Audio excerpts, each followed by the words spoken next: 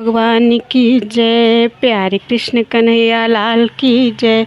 श्री शिव महापुराण कैलाश संहिता चल रही है और 11 अध्याय हो चुके हैं। आज 12वें अध्याय से प्रणव के वाच्यार्थ रूप सदाशिव के स्वरूप का ध्यान, वर्णाश्रम धर्म के पालन का महत्व, ज्ञानमयी पूजा, संन्यास के पूर्वांगभूत नांदी श्राद्ध एवं ब्रह्मयज्ञ आदि का वर्णन। श्री स्कंद ने कहा, महाभाग मुनीश्वर वामदेव, तुम्हें साधुवाद है क्योंकि तुम भगवान शिव के अत्यंत भक्त हो और शिव तत्व के ज्ञाताओं में सबसे श्रेष्ठ हो। लोकों में कहीं कोई ऐसी वस्तु नहीं है जो तुम्हें ज्ञात ना हो, तथापि तुम लोक पर अनुग्रह करने वाले हो, इसलिए तुम्हारे समक्ष इस विषय का वर्णन करूँगा। इस लोक में जितने जीव हैं वे सब नाना प्रकार के शास्त्रों से मोहित हैं। परमेश्वर की अति विचित्र माया ने उन्हें परमार्थ से वंचित कर दिया है। अतः प्रणव के वाच्यार्थ साक्षात महेश्वर को वे नहीं जानते। वे महेश्वर ही सगुण निर्गुण तथा त्रिदेवों के जनक परब्रह्म परमात्मा हैं। मैं अपना दाहिना हाथ उठाकर तुमसे शपथ पूर्वक कहता हूँ कि यह सत्य है, सत्य है, सत्य है। मैं बारंबार इस सत्य को दोहराता हूँ कि प्रणव के अर्थ साक्षात शिव ही हैं। श्रुतियों, स्मृति शास्त्रों, पुराणों तथा आगमों में प्रधानतया उन्हीं को प्रणव का वाच्यार्थ बताया गया है। जहाँ से मन सहित वाणी उस परमेश्वर को ना पाकर लौट आती है, जिसके आनंद का अनुभव करने वाला पुरुष किसी से डरता नहीं। ब्रह्मा, विष्णु तथा इंद्र सहित यह संपूर्ण जगत भूतों और इंद्रिय समुदाय के साथ सर्वप्रथम जिससे प्रकट होता है, जो परमात्मा स्वयं किसी से और कभी भी उत्पन्न नहीं होता, जिसके निकट विद्युत, सूर्य और चंद्रमा का प्रकाश काम नहीं देता तथा जिसके प्रकाश से ही यह संपूर्ण जगत सब ओर से प्रकाशित होता है, वह परब्रह्म परमात्मा संपूर्ण ऐश्वर्य से संपन्न होने के कारण स्वयं ही सर्वेश्वर शिव नाम धारण करता है। यतो वाचो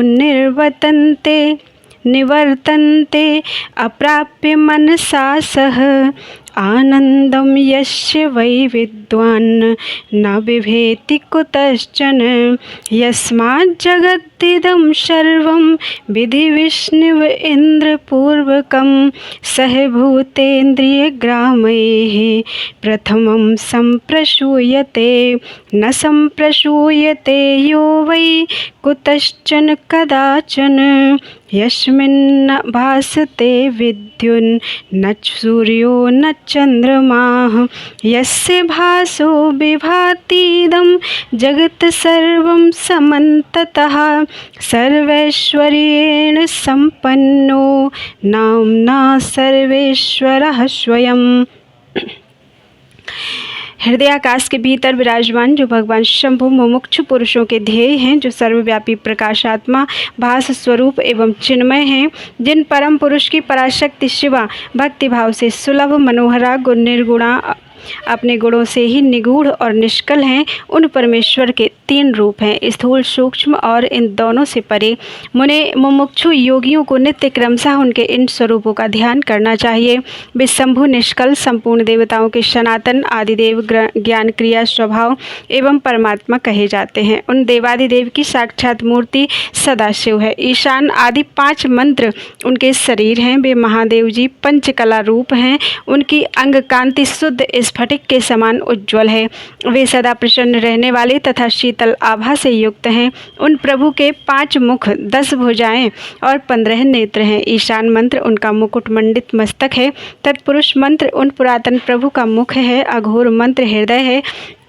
वामदेव मंत्र गुह्य प्रदेश है तथा सद्योजात मंत्र उनके पैर हैं। इस प्रकार वे पंच मंत्र रूप हैं। वे ही साक्षात साकार और निराकार परमात्मा है। सर्वज्ञता आदि 6 शक्तियाँ उनके शरीर के 6 अंग हैं। वे शब्द आदि शक्तियों से स्फुरित हृदय कमल के द्वारा सुशोभित हैं। वाम भाग में मनोन्मणि नामक अपनी शक्ति से विभूषित हैं। अब मैं मंत्र आदि 6 प्रकार के अर्थों को प्रकट करने के लिए जो अर्थोपन्यास की पद्धति है, उसके द्वारा प्रणव की समष्टि और व्यष्टि संबंधी भावार्थ का वर्णन करूंगा।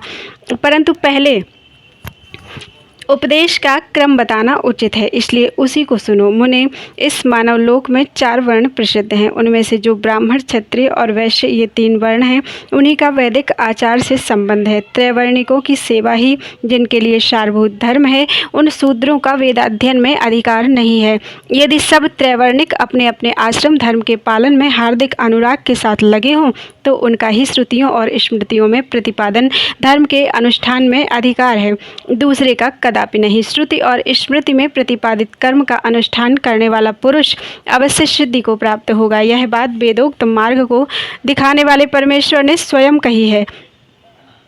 वर्ण धर्म और आश्रम धर्म के पालन जनित पुण्य से परमेश्वर का पूजन करके बहुत से श्रेष्ठ मुनि उनके सायुज्य को प्राप्त हो गए हैं। ब्रह्मचर्य के पालन से ऋषियों की, यज्ञ कर्मों के अनुष्ठान से देवताओं की तथा संतान उत्पादन से पितरों की तृप्ति होती है, ऐसा श्रुति ने कहा है। इस प्रकार ऋषि ऋण, देव ऋण तथा पितृ ऋण इन तीनों से मुक्त हो वानप्रस्थ आश्रम में प्रविष्ट होकर मनुष्य शीत, उष्ण तथा सुख दुख आदि द्वंद्वों को सहन करते हुए जितेंद्रिय, तपस्वी और मिताहारी होकर यम नियम आदि योग का अभ्यास करें, जिससे बुद्धि निश्चल तथा अत्यंत दृढ़ हो जाए। इस प्रकार क्रमशः अभ्यास करके शुद्ध चित्त हुआ पुरुष संपूर्ण कर्मों का संन्यास कर दे।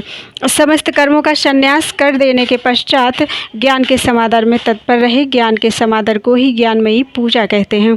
वह पूजा जीव की साक्षात शिव के साथ एकता का बोध कराकर जीवन मुक्ति रूप फल देने वाली है। यतियों के लिए इस पूजा को सर्वोत्तम तथा निर्दोष समझना चाहिए। महाप्राज्ञ, तुम पर स्नेह होने के कारण लोकानुग्रह की कामना से मैं उस पूजा की विधि बता रहा हूँ, सावधान होकर सुनो। साधक को चाहिए कि वह संपूर्ण शास्त्रों के तत्वार्थ के ज्ञाता, वेदांत ज्ञान के पारंगत तथा बुद्धिमानों में श्रेष्ठ आचार्य की शरण में जाए। उत्तम बुद्धि से युक्त एवं चतुर साधक आचार्य के समीप जाकर विधिपूर्वक दंड प्रणाम आदि के द्वारा उन्हें यत्न पूर्वक संतुष्ट करें। फिर गुरु की आज्ञा लेकर वह 12 दिनों तक केवल दूध पीकर रहें। तदनंतर शुक्ल पक्ष की चतुर्दशी या दशमी को प्रातःकाल विधिवत स्नान कर शुद्ध चित्त हुआ विद्वान साधक नित्य कर्म करके गुरु को बुलाकर शास्त्रोक्त विधि से नांदी श्राद्ध करे। नांदी श्राद्ध में विश्व देवों की संज्ञा सत्य और वसु बताई गई है। प्रथम देव श्राद्ध में नांदी मुख देवता ब्रह्मा, विष्णु और महेश कहे गए हैं। दूसरे ऋषि श्राद्ध में उन्हें ब्रह्मर्षि, देवर्षि तथा राजर्षि कहा गया है। तीसरे दिव्य श्राद्ध में उनकी वसु, रुद्र और आदित्य संज्ञा बताई गई है। चौथे मनुष्य श्राद्ध में सनक आदि 4 मुनीश्वर ही सनक, सनंदन, सनातन और सनत कुमार, ये चारों नांदी मुख देवता हैं। 5वें भूत श्राद्ध में 5 महाभूत, नेत्र आदि 11 इंद्रिय समूह तथा जरायुज आदि चतुर्विध प्राणी समुदाय नांदी मुख माने गए हैं। 6ठे पितृ श्राद्ध में पिता, पितामह और प्रपितामह ये 3 नांदी मुख देवता हैं। 7वें मातृ श्राद्ध में माता, पितामही और प्रपितामही इन तीनों को नांदी मुख देवता बताया गया है। तथा 8वें आत्म श्राद्ध में आत्मा, पिता, पितामह और प्रपितामह ये 4 नांदी मुख देवता कहे गए हैं। धर्म सिंधु आदि ने आत्म श्राद्ध में भी 3 ही नांदी मुख कहे हैं, आत्मा, पिता और पितामह। माता महात्मक श्राद्ध में मातामह, प्रमातामह और वृद्ध प्रमातामह ये 3 नांदी मुख देवता शपथनीक बताए गए हैं। प्रत्येक श्राद्ध में 2-2 ब्राह्मण करके जितने ब्राह्मण आवश्यक हों उनको आमंत्रित करें और स्वयं यत्नपूर्वक आचमन करके पवित्र होकर उन ब्राह्मणों के पैर धोएं। उस समय इस प्रकार कहें, जो समस्त संपत्ति की प्राप्ति में कारण आई हुई आपत्ति के समूह को नष्ट करने के लिए धूमकेतु अर्थात अग्नि रूप तथा अपार संसार सागर से पार लगाने के लिए सेतु के समान है, वे ब्राह्मणों की चरण धूलियाँ मुझे पवित्र करें। जो आपत्ति रूपी घने अंधकार को दूर करने के लिए सूर्य, अभीष्ट अर्थ को देने के लिए कामधेनु तथा समस्त तीर्थों के जल से पवित्र मूर्तियाँ हैं, वे ब्राह्मणों की चरण धूलियाँ मेरी रक्षा करें। समस्त संपत् समाप्ति हेतवः समुत्थिताप कुल धूम केतवः अपार संसार समुद्र शेतवः पुनन्तु मां ब्राह्मण पाद रेणवः। ऐसा कहकर पृथ्वी पर दंड की भांति पड़कर साष्टांग प्रणाम करें। तत्पश्चात पूर्वाभिमुख बैठकर भगवान शंकर के युगल चरणारविंदों का चिंतन करते हुए दृढ़तापूर्वक आसन ग्रहण करें। हाथ में पवित्री लेकर शुद्ध होकर नूतन यज्ञोपवीत धारण कर 3 बार प्राणायाम करें। तदनंतर तिथि आदि का स्मरण करके इस तरह संकल्प करें। मेरे संन्यास का अंगभूत जो पहले विश्वदेव का पूजन, फिर देवादि अष्टविधि श्राद्ध तथा अंत में मातामह श्राद्ध है, उसे आप लोगों की आज्ञा लेकर मैं पार्वण की विधि से संपन्न करूंगा। ऐसा संकल्प करके आसन के लिए दक्षिण दिशा से आरंभ करके उत्तरोत्तर कुशों का त्याग करें। तत्पश्चात आचमन करके खड़ा होकर वर्णक्रम का अभ्यास आरंभ करें। अपने हाथ में पवित्री धारण करके 2 ब्राह्मणों के हाथों का स्पर्श करते हुए इस प्रकार कहें। विश्वे देवार्थम भवन्तौ वृणे भवद्भयां नांदी श्राद्धे क्षणः प्रसादनीयः। अर्थात हम विश्वदेव श्राद्ध के लिए आप दोनों का वरण करते हैं। आप दोनों नांदी श्राद्ध में अपना समय देने की कृपा करें। इतना सभी श्राद्धों के ब्राह्मणों के लिए कहें। सर्वत्र ब्राह्मण वरण की विधि का यही क्रम है। इस प्रकार वरण का कार्य पूरा करके 10 मंडलों का निर्माण करें। उत्तर से आरंभ करके 10 मंडलों का अक्षत से पूजन करके उनमें क्रमशः ब्राह्मणों को स्थापित करें। फिर उनके चरणों पर भी अक्षत आदि चढ़ाएं। तदनंतर संबोधन पूर्वक विश्वदेव आदि नामों का उच्चारण करें और कुश पुष्प अक्षत एवं जल से इदम वह पाद्यम कहकर पाद्य निवेदन करें। प्रथम मंडल में 2 विश्वदेवों के लिए, फिर 8 मंडलों में क्रमशः देवादि 8 श्राद्धों के अधिकारियों के लिए तथा 10वें मंडल में शपथनिक मातामह आदि के लिए पाद्य अर्पण करना चाहिए। अर्पण वाक्य का प्रयोग इस प्रकार है। ओम सत्यवसु संज्ञकाः विश्वेदेवाः नान्दीमुखाः भूर्भुवः स्वः इदम्बाः पाद्यं पादावनेजनं पादप्रक्षालनं वृद्धिः। ओम ब्रह्म विष्णु महेश्वरा नान्दीमुखाः भूर्भुवः स्वः इदम्बः पाद्यं पादावनेजनं पादप्रक्षालनं वृद्धिः। ओम देवर्षि ब्रह्मर्षि छत्रर्षयोः नन्दीमुखाः भूर्भुवः स्वः इदम्बः पाद्यं पादावनेजनं पाद प्रक्षालनम वृद्धि। इसी प्रकार अन्य श्राद्धों के लिए वाक्य की ऊहा कर लेनी चाहिए।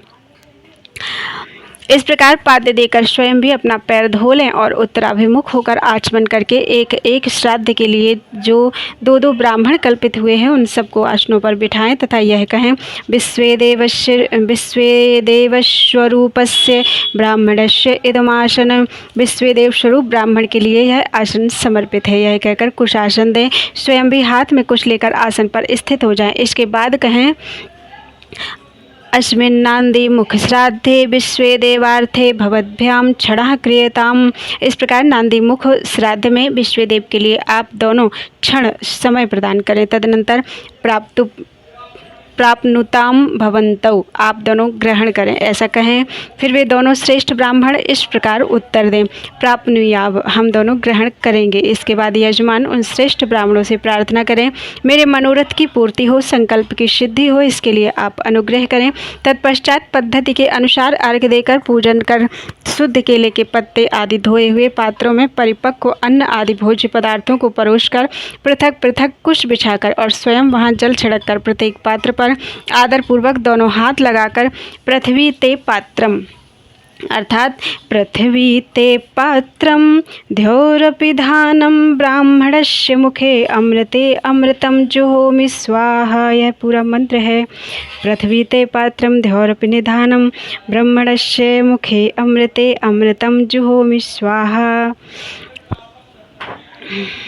इत्यादि मंत्र का पाठ करें। वहाँ स्थित हुए देवता आदि का चतुर्थ्यंत उच्चारण करके अक्षत सहित जल ले स्वाहा बोलकर उनके लिए अन्न अर्पित करें और अंत में नमम इस वाक्य का उच्चारण करें। नमम का मंत्र इस प्रकार है। वाक्य का प्रयोग इस प्रकार है। ओम सत्यवसु संज्ञकेभ्यो विश्वेभ्यो देवेभ्यो नांदी मुखेभ्यः स्वाहा नमम इत्यादि। सर्वत्र माता आदि के लिए भी अन्न अर्पण की यही विधि है। अंत में इस प्रकार प्रार्थना करें। यत पाद पद्म स्मरणाद यस्य नाम जपादपि न्यूनम कर्म भवेत पूर्णम तम वंदे सांबमेश्वरम।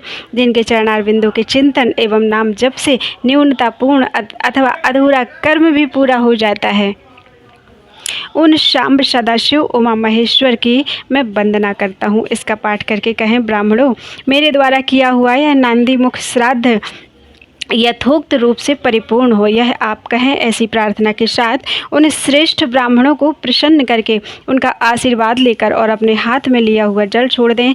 फिर पृथ्वी पर दंड की भांति गिरकर प्रणाम करें और उठकर ब्राह्मणों से कहें, यह अन्न अमृत रूप होकर फिर उदारचेता साधक हाथ जोड़कर अत्यंत प्रसन्नतापूर्वक यह अन्न अमृत रूप हो। फिर उदारचेता साधक हाथ जोड़कर अत्यंत प्रसन्नतापूर्वक प्रार्थना करे। श्री रुद्र सूक्त का चमकाध्याय सहित पाठ करे। पुरुष सूक्त की भी विधिवत आवृत्ति करे। मन में भगवान सदाशिव का ध्यान करते हुए इसका पाठ करके कहें, ब्राह्मणों, मेरे द्वारा किया हुआ यह नांदी मुख श्राद्ध यथोक्त रूप से परिपूर्ण हो, यह आप कहें। ऐसी प्रार्थना के साथ उन श्रेष्ठ ब्राह्मणों को प्रसन्न करके उनका आशीर्वाद लेकर और अपने हाथ में लिया हुआ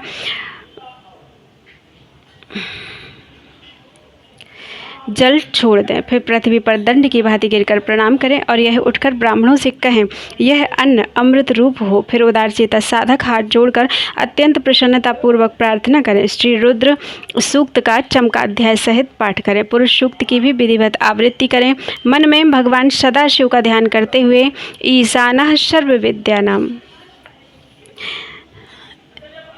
इत्यादि 5 मंत्रों का जप करें। जब ब्राह्मण लोग भोजन कर चुके हैं तब रुद्र सूक्त का पाठ समाप्त कर क्षमा प्रार्थना पूर्वक उन ब्राह्मणों को पुनः अमृतापिधानमसि स्वाहा यह मंत्र पढ़कर उत्तरापोषण के लिए जल दें। तदनंतर हाथ पैर धोकर आचमन करके पिंडदान के स्थान पर जाएं। वहां पूर्वाभिमुख बैठकर मौन भाव से 3 बार प्राणायाम करें। इसके बाद मैं नांदी मुख श्राद्ध का अंगभूत पिंडदान करूंगा, ऐसा संकल्प करके दक्षिण से लेकर उत्तर की ओर 9 रेखाएं खींचें और उन रेखाओं पर क्रमशः 12-12 पूर्वाग्र कुश बिछाएं। फिर दक्षिण की ओर से देवता आदि के 5 अर्थात देवऋषि, दिव्य, मनुष्य और भूत इनके 5 स्थान समझना चाहिए।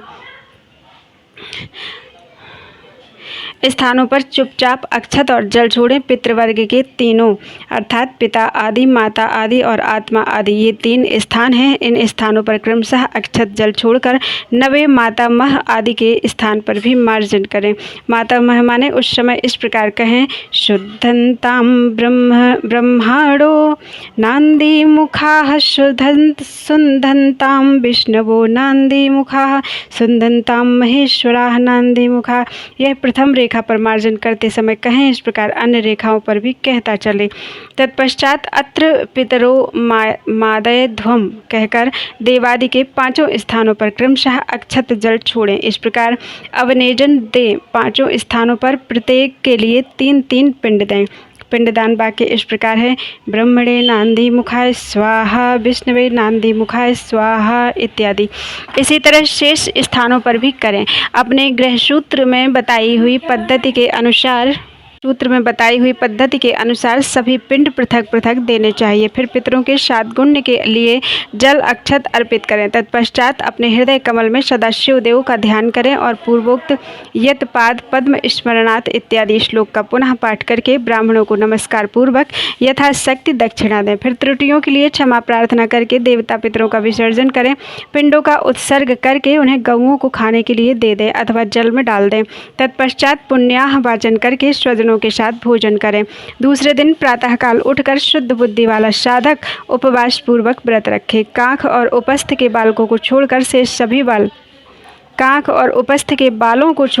सभी बाल मुड़वा दें, परंतु शिखा के 7-8 बाल अवश्य बचा लें। फिर स्नान करके धुले हुए वस्त्र पहनकर शुद्ध होकर 2 बार आचमन करके मौन हो विधिवत भस्म धारण करें। पुण्याह वाचन करके उससे अपने आप का प्रोक्षण कर बाहर भीतर से शुद्ध हो। होम द्रव्य और आचार्य की दक्षिणा के द्रव्य को छोड़कर से सभी द्रव्य महेश्वर अर्पण बुद्धि से ब्राह्मणों और विशेषतः शिव भक्तों को बांट दें। तदनंतर गुरु रूपधारी शिव के लिए वस्त्र आदि की दक्षिणा दें। पृथ्वी पर दंडवत प्रणाम करके डोरा, कौपीन, वस्त्र तथा दंड आदि जो धोकर पवित्र किए गए हों धारण करें। तदनंतर होम द्रव्य और शमिधा आदि लेकर समुद्र या नदी के तट पर, पर्वत पर, शिवालय में, वन में अथवा गौशाला में किसी उत्तम स्थान का विचार करके वहां बैठ जाएं और आचमन करके पहले मानसिक जप करें। फिर ओम नमो ब्रह्मणे इस मंत्र का 3 बार जप करके अग्निमीले पुरोहितम इस मंत्र का पाठ करें। इसके बाद अथ महाव्रतम अग्निर्वै देवानाम एतस्य समाम्नायम ओम इषे तोर्जे त्वा वायवस्थ अग्न आयाहि बीतये तथा शम नो देवी रभीष्टये इत्यादि का पाठ करें। तत्पश्चात मा या रा सा ता जा भा ना ला गा पंच संवत्सरमयम् समाम्नायः समाम्नातः अथ शिक्षा प्रवक्ष्यामि बुद्धिरादैच अथातो धर्म जिज्ञासा अथातो ब्रह्म जिज्ञासा, इन सब का पाठ करें। तदनंतर यथासंभव वेद पुराण आदि का स्वाध्याय करें। इसके बाद ओम ब्रह्मणे नमः, ओम इंद्राय नमः, ओम सूर्याय नमः, ओम सोमाय नमः, ओम प्रजापतये नमः, ओम आत्मने नमः, ओम अंतरात्मने नमः, ओम ज्ञानात्मने नमः, ओम परमात्मने नमः इत्यादि रूप से ब्रह्मा आदि शब्दों के आदि में ओम और अंत में नमः लगाकर उनके चतुर्थ्यंतम रूप का जप करें। इसके बाद 3 मुट्ठी सत्तू लेकर प्रणव के उच्चारण पूर्वक 3 बार खाएं और प्रणव से ही 2 बार आचमन करके नाभि का स्पर्श करें। उस समय आगे बताए जाने वाले शब्दों के आदि में प्रणव और अंत में नमः स्वाहा जोड़कर उनका उच्चारण करें। यथा ओम आत्मने नमः स्वाहा, ओम अंतरात्मने नमः स्वाहा, ओम ज्ञानात्मने नमः स्वाहा, ओम परमात्मने नमः स्वाहा, ओम प्रजापतये नमः स्वाहा इति। तदनंतर पृथक पृथक प्रणव मंत्र से धर्म सिंधुकार ने इसके लिए 3 मंत्र लिखे हैं। प्रथम बार चाट कर कहें तीव्रदशी, द्वितीय बार प्रव्रदशी और तृतीय बार विव्रदशी। तो ये प्रणव मंत्र से ही दूध दही मिले हुए घी को अथवा केवल जल को 3 बार चाटकर पुनः 2 बार आचमन करें। इसके बाद मन को स्थिर करके सुस्थिर आसन पर पूर्वाभिमुख बैठकर शास्त्रोक्त विधि से 3 बार प्राणायाम करें। अध्याय 12 पूरा हुआ। बोल वृंदावन बिहारी लाल की जय।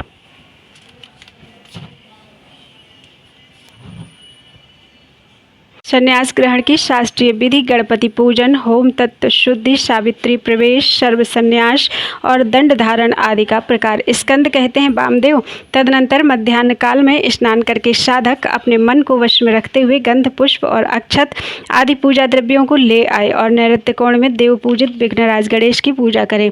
गणानाम त्वम इत्यादि मंत्र से विधि पूर्वक गणेश जी का आवाहन करें। आवाहन के पश्चात उनके स्वरूप का इस प्रकार ध्यान करना चाहिए। उनकी अंग कांति लाल है, शरीर विशाल है, सब प्रकार के आभूषण उनकी शोभा बढ़ा रहे हैं।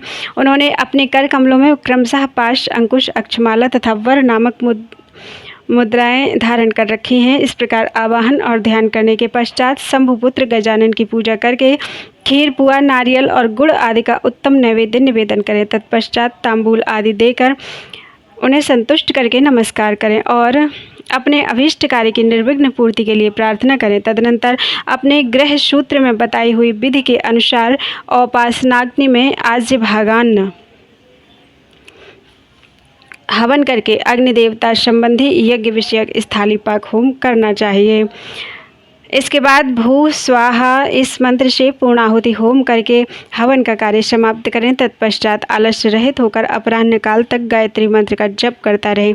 तदनंतर स्नान करके सायंकाल की संध्या उपासना तथा सायंकालिक उपासना संबंधी नित्य होम आदि करके मौन होकर गुरु की आज्ञा लेकर चरु पकाएं। फिर अग्नि में समिधा, चरु और घी की रुद्र सूक्त से और सद्योजात आदि 5 मंत्रों से पृथक पृथक आहुति देकर अग्नि में पृथक पृथक आहुति दें। अग्नि में उमा सहित महेश्वर की भावना करते हुए और गौरी देवी का चिंतन करते हुए गौरीर मिमाए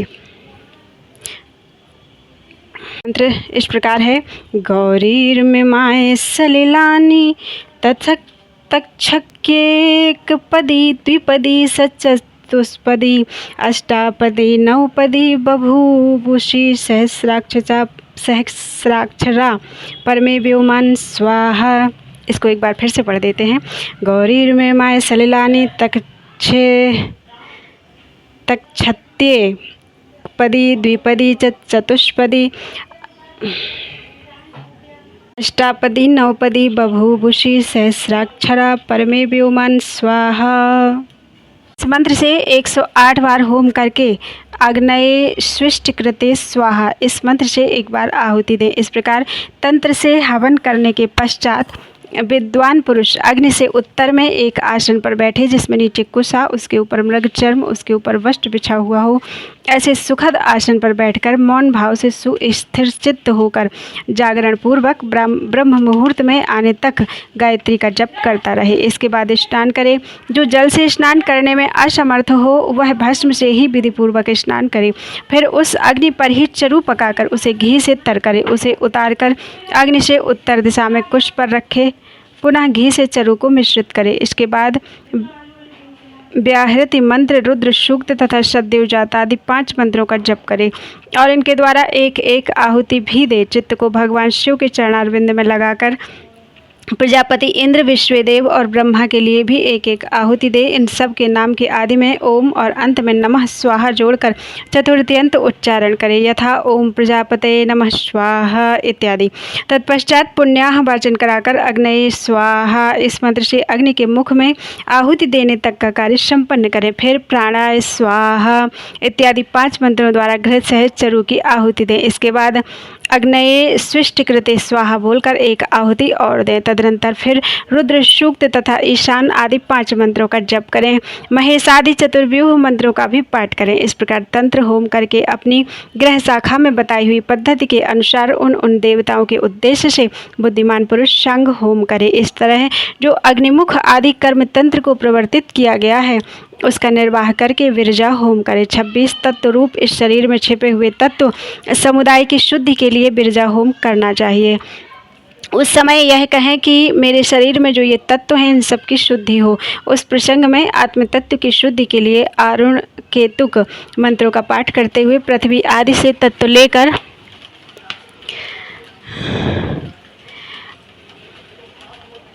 आदि तत्व से लेकर पुरुष तत्व पर्यंत क्रमशः सभी तत्वों की शुद्धि के निमित्त घृत युक्त चरु का होम करे तथा शिव के चरणारविंदों का चिंतन करते हुए मौन रहे। पृथ्वी, जल, तेज, वायु और आकाश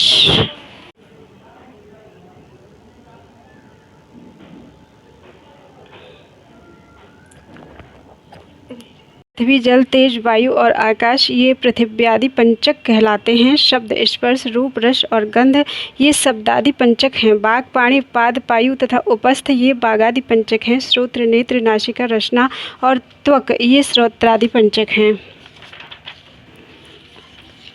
सिर, पार्श्व, पृष्ठ और उदर ये 4 हैं। इन्हीं में जंघा को भी जोड़ ले। फिर त्वक आदि 7 धातुएं हैं। प्राण, अपान आदि 5 वायुओं को प्राणादि पंचक कहा गया है। अन्नमयादि 5 कोशों को कोश पंचक कहते हैं। उनके नाम इस प्रकार हैं: अन्नमय कोश, प्राणमय कोश, मनोमय, विज्ञानमय और आनंदमय कोश। इनके सिवा मन, चित्त, बुद्धि, अहंकार, ख्याति, संकल्प, गुण, प्रकृति और पुरुष हैं। भोक्तापन को प्राप्त हुए पुरुष के लिए भोग काल में जो 5 अंतरंग साधन हैं उन्हें तत्व पंचक कहा गया है। उनके नाम ये हैं: नियति, काल, राग, विद्या और कला। ये 5 माया से उत्पन्न है। मायाम तु प्रकृतिम विद्यात्। इस श्रुति में प्रकृति ही माया कही गई है। उन्हीं से ये तत्व उत्पन्न हुए हैं, इसमें संशय नहीं है। काल का स्वभाव ही नियति है, ऐसा श्रुति का कथन है। ये नियति आदि जो 5 तत्व हैं इन्हीं को पंचकंचुक कहते हैं। इन 5 तत्वों को न जानने वाला विद्वान भी मूढ़ ही कहा गया है। नियति प्रकृति से नीचे है और यह पुरुष प्रकृति से ऊपर है। जैसे कौवे की एक ही आँख उसके दोनों गोलकों में घूमती रहती है, उसी प्रकार पुरुष प्रकृति और नियति दोनों के पास रहता है। यह विद्या तत्व कहा गया है। शुद्ध विद्या, महेश्वर, सदाशिव, शक्ति और शिव इन 5 को शिव तत्व कहते हैं। ब्रह्मण प्रज्ञानम ब्रह्म इस श्रुति के बाकी से यह शिव तत्व ही प्रतिपादित हुआ है। मुनीश्वर पृथ्वी से लेकर शिव पर्यंत जो कुछ तत्व समूह है उसमें से प्रत्येक को क्रमशः अपने अपने कारण में लीन करते हुए उसकी शुद्धि करो। पृथिव्यादि पंचक, शब्दादि पंचक, वागादि पंचक, श्रोत्रादि पंचक, सिरादि पंचक, त्वगादि धातु सप्तक, प्राणादि पंचक, अन्नमयादि कोश पंचक, मन आदि पुरुषांत तत्व, नियत्यादि तत्व पंचक अथवा पंचकंचुक और शिव तत्व पंचक ये 11 वर्ग हैं। इन 11 वर्ग संबंधी मंत्रों के अंत में परस्मै शिव ज्योतिषे इदम नामम इस वाक्य का उच्चारण करें, यथा पृथिव्यादिपञ्चकं मे शुद्ध्यतां ज्योतिरहं विरजा विपाप्मा भूयान् स्वाहा। पृथिव्यादिपंचकाय परस्मै शिव ज्योतिषे इदं नमः। इसके द्वारा अपने उद्देश्य का त्याग बताया गया है। इसके बाद विविधा तथा कर्षोतक संबंधी मंत्रों के अंत में अर्थात विविद्यायै स्वाहा, कर्षोतकाय स्वाहा, इनके अंत में स्वत्व त्याग के लिए व्यापकाय परमात्मने शिव ज्योतिषे विश्वभूत घसनोत्सुकाय परस्मै देवाय इदं नमः। इसका उच्चारण करें। तत्पश्चात उत्तिष्ठ ब्रह्मणस्पते देवयन्तस्त्वेमहे उपप्रयन्तु मरुतः सुदानव इंद्र प्राशुर्भवः स च। इस मंत्र के अंत में विश्वरूपाय पुरुषाय ओम स्वाहा बोलकर स्वत्व त्याग के लिए लोकत्रय व्यापिने परमात्मने शिवायदम नमः का उच्चारण करें। तदनंतर अपनी शाखा में बताई हुई विधि से पहले तंत्र कर्म का संपादन करके घृत मिश्रित चरु का प्राशन एवं आचमन करने के पश्चात पुरोधा आचार्य को सुवर्ण आदि से संपन्न समुचित दक्षिणा दें। फिर ब्रह्मा का विसर्जन करके प्रातःकालिक उपासना संबंधी नित्य होम करें। इसके बाद मनुष्य सम्मा सिंचन्तु मरुतः इस मंत्र का जप करें। सिंधुकार ने कहा है कि सम्मा सिंचन्तु मरुतः इस मंत्र से अग्नि का उपस्थान करके उसमें काष्ठमय यज्ञ पत्रों को जला दें। यदि पात्र तेजस धातु के हों तो उन्हें आचार्य को दे दें। पूरा मंत्र और उसका अर्थ इस प्रकार है। सम्मा सिंचन्तु मरुतः समिन्द्रः संबृहस्पतिः सम्मायमग्निः सिंचत्वा युषा च धनेन च बलेन चास्युमन्तं करोतु मां। अर्थात मरुदगण इंद्र, बृहस्पति तथा अग्नि ये सभी देवता मुझ पर कल्याण की वर्षा करें। ये अग्निदेव मुझे आयु, ज्ञान रूपी धन तथा साधन शक्ति से संपन्न करें, साथ ही मुझको दीर्घजीवी भी बनाएं। पश्चात या ते अग्ने यज्ञया तनुस्तैः आरोहात्मात्मानम् इत्यादि मंत्रों से अर्थात पूरे मंत्र और अर्थ यूँ हैं। या ते अग्ने यज्ञया तनुस्तैह्यारोहात्मात्मानम् अच्छा वसूनि कृण्वन्नसये नर्या पुरूणि यज्ञो भूत्वा यज्ञमासीद स्वाम योनिम जात वेदो भुव आजायमानः सक्षय एहि। हे अग्निदेव, जो तुम्हारा यज्ञ अर्थात यज्ञों में प्रकट होने वाला स्वरूप है, उसी स्वरूप से तुम यहाँ पधारो और मेरे लिए बहुत से मनुष्योपयोगी विशुद्ध धन अर्थात धन संपत्ति की सृष्टि करते हुए आत्मा रूप से मेरे आत्मा में विराजमान हो जाओ। तुम यज्ञ रूप होकर अपने कारण रूप यज्ञ में पहुँच जाओ। हे जातवेदा, तुम पृथ्वी से उत्पन्न होकर अपने धाम के साथ यहाँ पधारो। तो इत्यादि मंत्रों से हाथ को अग्नि में तपाकर उस अग्नि को अद्वैत धाम स्वरूप अपने आत्मा में आरोपित करें। तदनंतर प्रातःकाल की संध्योपासना करके सूर्योपस्थान के पश्चात जलाशय में जाकर नाभि तक जल के भीतर प्रवेश करें। वहाँ प्रसन्नता पूर्वक मन को स्थिर करके उत्सुकता पूर्वक वेद मंत्रों का जप करें। वेद मंत्रों का जप करें। वहाँ जल लेकर उसे आशुः शिशानः इस सूक्त से अभिमंत्रित करके सर्वाभ्यो देवताभ्यः स्वाहा ऐसा कहकर छोड़ दें। फिर संन्यास का संकल्प लेकर 3 बार जलांजलि दें। उसके मंत्र इस प्रकार हैं।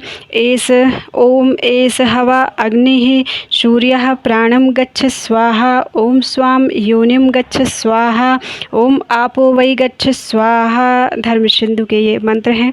जो अग्निहोत्री हो वह स्थापित अग्नि में प्राजापत्येष्टि अर्थात यदिष्टम यच्च पूर्तम यच्चापद्यनापदि प्रजापतौ तन्मनसि जुहोमि विमुक्तो हम देव किल्बिषात् स्वाहा ऐसा घी की आहुति दें। ऐसा कहकर घी की आहुति दें। इदम प्रजापते नमः कहकर त्याग करें। यही प्रजापत्येष्टि है। तो प्रजापत्येष्टि करें तथा वेदोक्त वैश्वानर स्थालीपाक होम करके उसमें अपना सब कुछ दान कर दे। पूर्वोक्त रूप से अग्नि का आत्मा में आरोप करके ब्राह्मण घर से निकल जाए। मुनीश्वर फिर वह साधक निम्नांकित रूप से सावित्री प्रवेश करे। ओम भूः सावित्रीं प्रवेशयामि ओम तत्सवितुर्वरेण्यम ओम भुवः सावित्रीं प्रवेशयामि भर्गो देवस्य धीमहि। ओम श्वः सावित्रीं प्रवेशयामि धियो यो नः प्रचोदयात्। ओम भूर्भुवः स्वः सावित्रीं प्रवेशयामि तत्सवितुर्वरेण्यं भर्गो देवस्य धीमहि धियो यो नः प्रचोदयात्। धर्म सिंधु में प्रविशामि पाठ है। इन वाक्यों का प्रेम पूर्वक उच्चारण करें और चित्त को चंचल ना होने दें। उस समय गायत्री का इस प्रकार ध्यान करें। ये भगवती गायत्री साक्षात भगवान शंकर के आधे शरीर में वास करने वाली हैं। इनके 5 मुख और 10 भुजाएं हैं।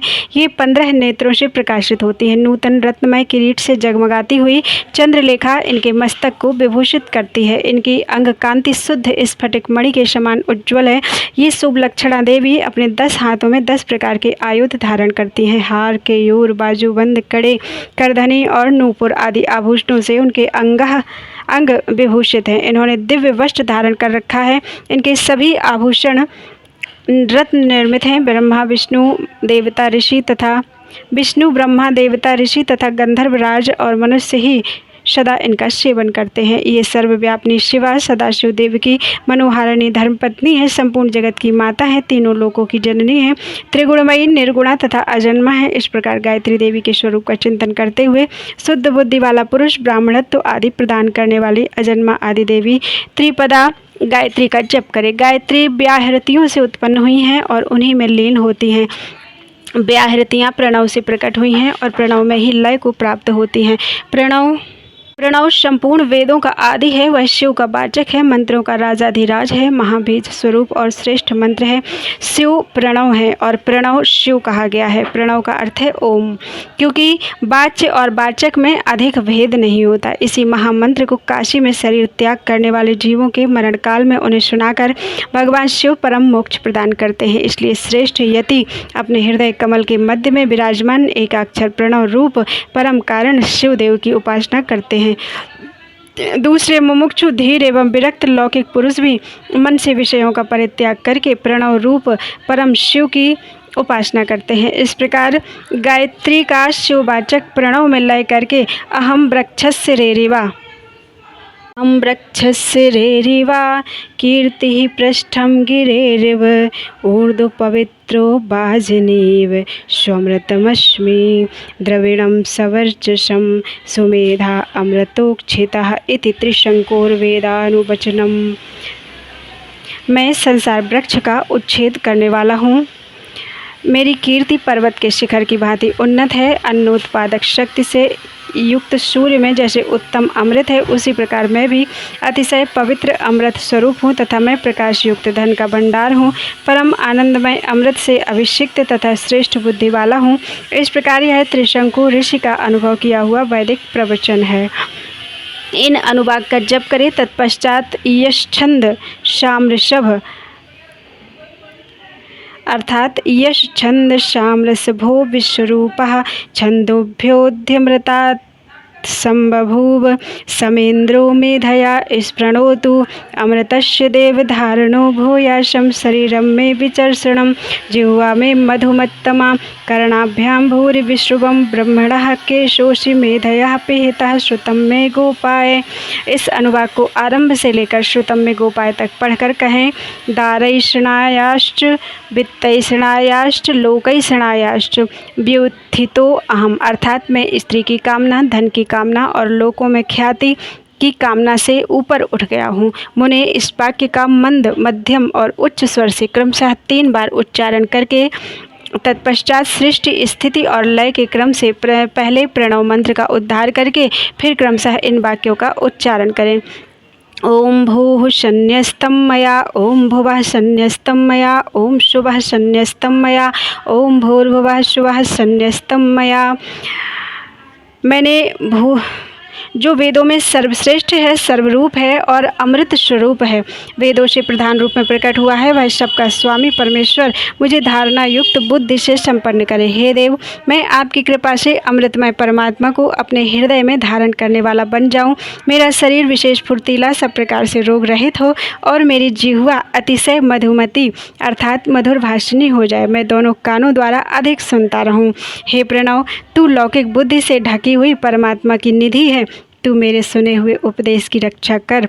मैंने भूलोक का संन्यास पूर्णतः त्याग कर दिया, मैंने भुवः अंतरिक्ष लोक का परित्याग कर दिया तथा मैंने स्वर्ग लोक का भी सर्वथा त्याग कर दिया। मैंने भूरलोक, भुवरलोक और स्वर्गलोक इन तीनों को भली भांति त्याग दिया है। इन वाक्यों का मंद, मध्यम और उच्च स्वर से हृदय में सदाशिव का ध्यान करते हुए सावधान चित्त से उच्चारण करें। तदनंतर अभयम सर्वभूतेभ्यो मत्तः स्वाहा, मेरी ओर से सब प्राणियों को अभय दान दिया गया, ऐसा कहते हुए पूर्व दिशा में एक अंजलि जल लेकर छोड़ें। इसके बाद शिखा के शेष बालों को हाथ से उखाड़ डालें और यज्ञोपवीत को निकालकर जल के साथ हाथ में लेकर इस प्रकार कहें, ओम भूः समुद्रम गच्छ स्वाहा। यूँ कहकर उसका जल में ही होम कर दें। फिर ओम भूः सन्न्यस्तम मया, ओम भुवः सन्न्यस्तम मया, ओम शुभः सन्न्यस्तम मया, इस प्रकार 3 बार कहकर 3 बार जल को अभिमंत्रित करके उसका आचमन करें। फिर जलाशय के किनारे आकर वस्त्र और कटिसूत्र को भूमि पर त्याग दें तथा उत्तर की या पूर्व की ओर मुँह करके 7 पद से कुछ अधिक चले। कुछ दूर जाने पर आचार्य उससे कहे, ठहरो ठहरो भगवान, लोक व्यवहार के लिए कौपीन और दंड स्वीकार करो। यूँ कहकर आचार्य अपने हाथ से ही उसे कटिसूत्र और कौपीन देकर गेरुआ वस्त्र भी अर्पित करे। तत्पश्चात सन्यासी जब उससे अपने शरीर को ढककर 2 बार आचमन कर ले तब आचार्य शिष्य से कहे, इंद्रस्य वज्रोसी, यह मंत्र बोलकर दंड ग्रहण करो। तब वह इस मंत्र को पढ़े और सखा माम गोपायोजः सखायोषीन्द्रियस्य वज्रोसी बात्रघ्नः शर्म में भव यत् पापम तन्निवारय। हे दंड, तुम मेरे सखा अर्थात सहायक हो, मेरी रक्षा करो। मेरे ओज अर्थात प्राण शक्ति की रक्षा करो। तुम वही मेरे सखा हो जो इंद्र के हाथ में वज्र के रूप में रहते हो। तुमने ही वज्र रूप से आघात करके वृत्तासुर का संहार किया है। तुम मेरे लिए कल्याणमय बनो, मुझ में जो पाप हो उसका निवारण करो। इस मंत्र का उच्चारण करते हुए दंड की प्रार्थना करके उसे हाथ में लें। तत्पश्चात प्रणव या गायत्री का उच्चारण करके कमंडल ग्रहण करें। तदनंतर भगवान शिव के चरणारविंद का चिंतन करते हुए गुरु के निकट जाकर वह 3 बार पृथ्वी में लौटकर दंडवत प्रणाम करे। उस समय वह अपने मन को पूर्णतया संयम में रखे। फिर धीरे से उठकर प्रेम पूर्वक अपने गुरु की ओर देखते हुए हाथ जोड़कर उनके चरणों के समीप खड़ा हो जाए। संन्यास दीक्षा विषयक कर्म आरंभ होने के पहले ही शुद्ध गोबर लेकर आंवले बराबर उसके गोले बना ले और सूर्य की किरणों से ही उन्हें सुखाए। फिर होम आरंभ होने पर उन गोलों को होमाग्नि के बीच में डाल दें। होम समाप्त होने पर उन सबको संग्रह करके सुरक्षित रखें। तदनंतर दंड धारण के पश्चात गुरु वीरजाग्नि जनित उस श्वेत भस्म को लेकर उसी को शिष्य के अंगों में लगाएं अथवा उसे लगाने की आज्ञा दें। उसका क्रम इस प्रकार है, ओम अग्निरिति भस्म, वायुरिति भस्म, जलमिति भस्म, स्थलमिति भस्म, व्योमिति भस्म, सर्वम हवा इदम भस्म मन एतानि चक्षुंसि। इस मंत्र से भस्म को अभिमंत्रित करें। तदनंतर ईशान आदि 5 मंत्रों द्वारा उस भस्म का शिष्य के अंगों से स्पर्श कराकर उसे मस्तक से लेकर पैरों तक सर्वांग में लगाने के लिए दे दे। शिष्य उस भस्म को विधिपूर्वक हाथ में लेकर त्रायुषम तथा त्र्यंबकम इन दोनों मंत्रों को 3-3 बार पढ़ते हुए ललाट आदि अंगों में क्रमशः त्रिपुंड धारण करें। त्रयायुषम जमदग्नेः कश्यपस्य त्रयायुषम यद्देवेषु त्रयायुषम तन्नोस्तु त्रयायुषम। ओम त्र्यंबकम यजामहे सुगंधिं पुष्टिवर्धनम उर्वारुकमिव बंधनात् मृत्योर्मुक्षीयमामृतात्।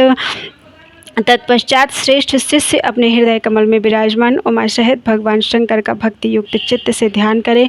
फिर गुरु शिष्य के मस्तक पर हाथ रखकर उसके दाहिने कान में ऋषि छंद और देवता सहित प्रणव का उपदेश करे। इसके बाद कृपा करके प्रणव के अर्थ का भी बोध कराए।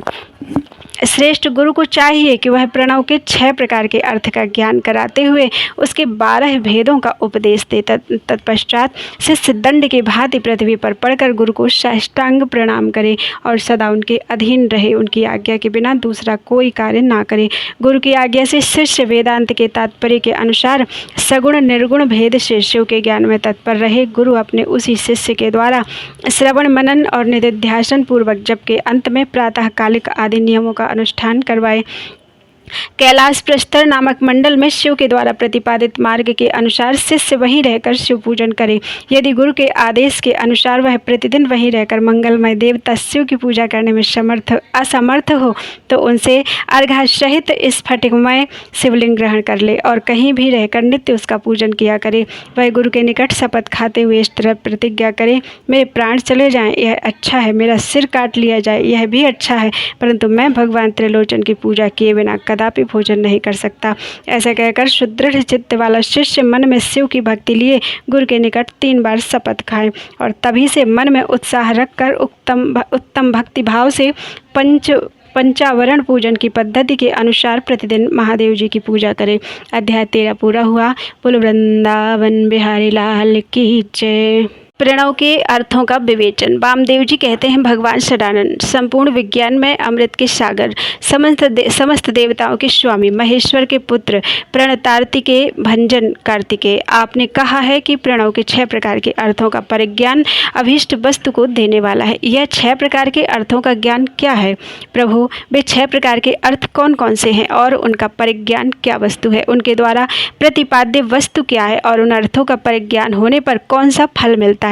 पार्वती नंदन, मैंने जो बातें पूछी हैं उन सब का सम्यक रूप से वर्णन कीजिए। सुब्रह्मण्य स्कंद बोले, मुनि श्रेष्ठ, तुमने जो कुछ पूछा है उसे आदर पूर्वक सुनो। समष्टि और व्यष्टि भाव से महेश्वर का परिज्ञान ही प्रणवार्थ का परिज्ञान है। मैं इस विषय को विस्तार के साथ कहता हूँ।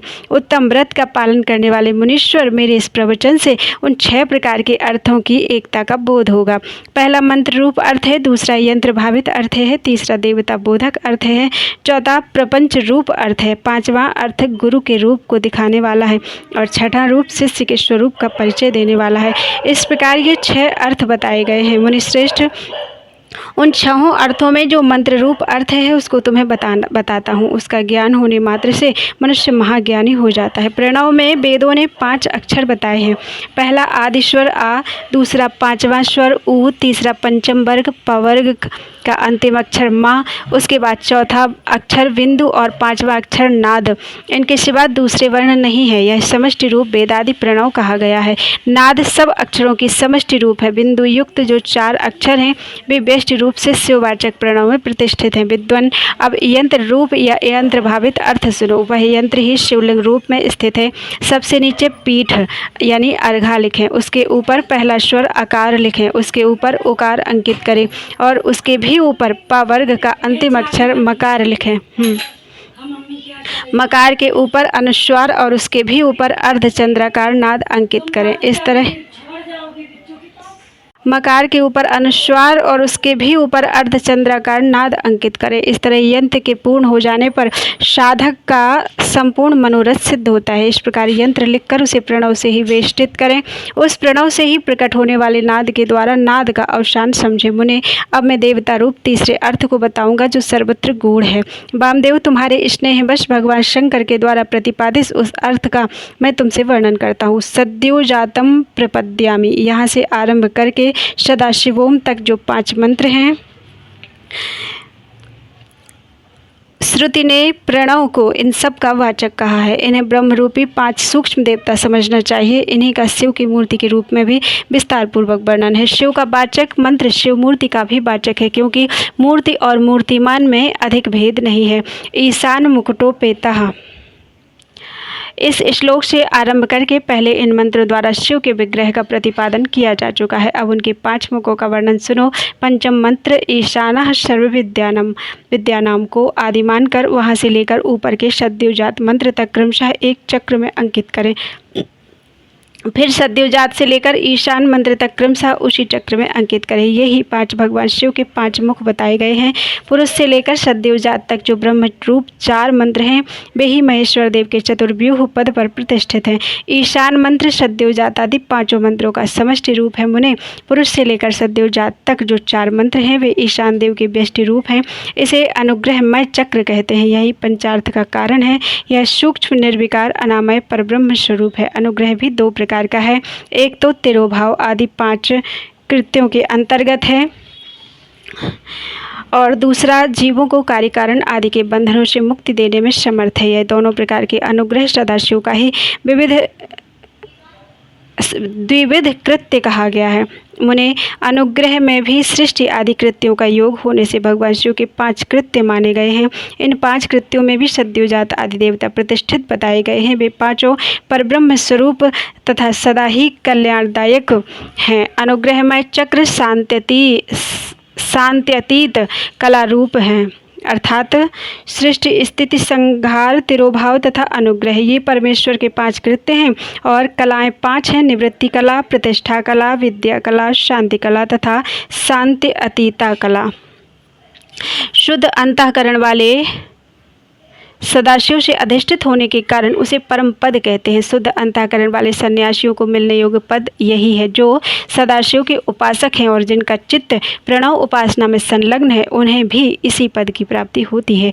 इसी पद को पाकर मुनीश्वर गण उन ब्रह्म रूपी महादेव जी के साथ प्रचुर दिव्य भोगों का उपभोग करके महाप्रलय काल में शिव की क्षमता को प्राप्त हो जाते हैं। ते ब्रह्मलोकेषु परांत काले परामृता परिमुच्यन्ते सर्वे। मुंडक उपनिषद। इस सनातन श्रुति ने इसी अर्थ का प्रतिपादन किया है। शिव का ऐश्वर्य भी यह समष्टि रूप ही है। अथर्ववेद की श्रुति भी कहती है कि वह संपूर्ण ऐश्वर्य से संपन्न है। संपूर्ण ऐश्वर्य प्रदान करने की शक्ति सदाशिव में ही बताई गई है। चमकाध्याय के पद से यह सूचित होता है कि शिव से बढ़कर दूसरा कोई पद नहीं है। ब्रह्म पंचक के विस्तार को ही प्रपंच कहते हैं। इन 5 ब्रह्म मूर्तियों से ही निवृत्ति आदि 5 कलाएं हुई हैं। वे सब की सब सूक्ष्म भूत स्वरूपणी होने के कारण रूप में विख्यात हैं।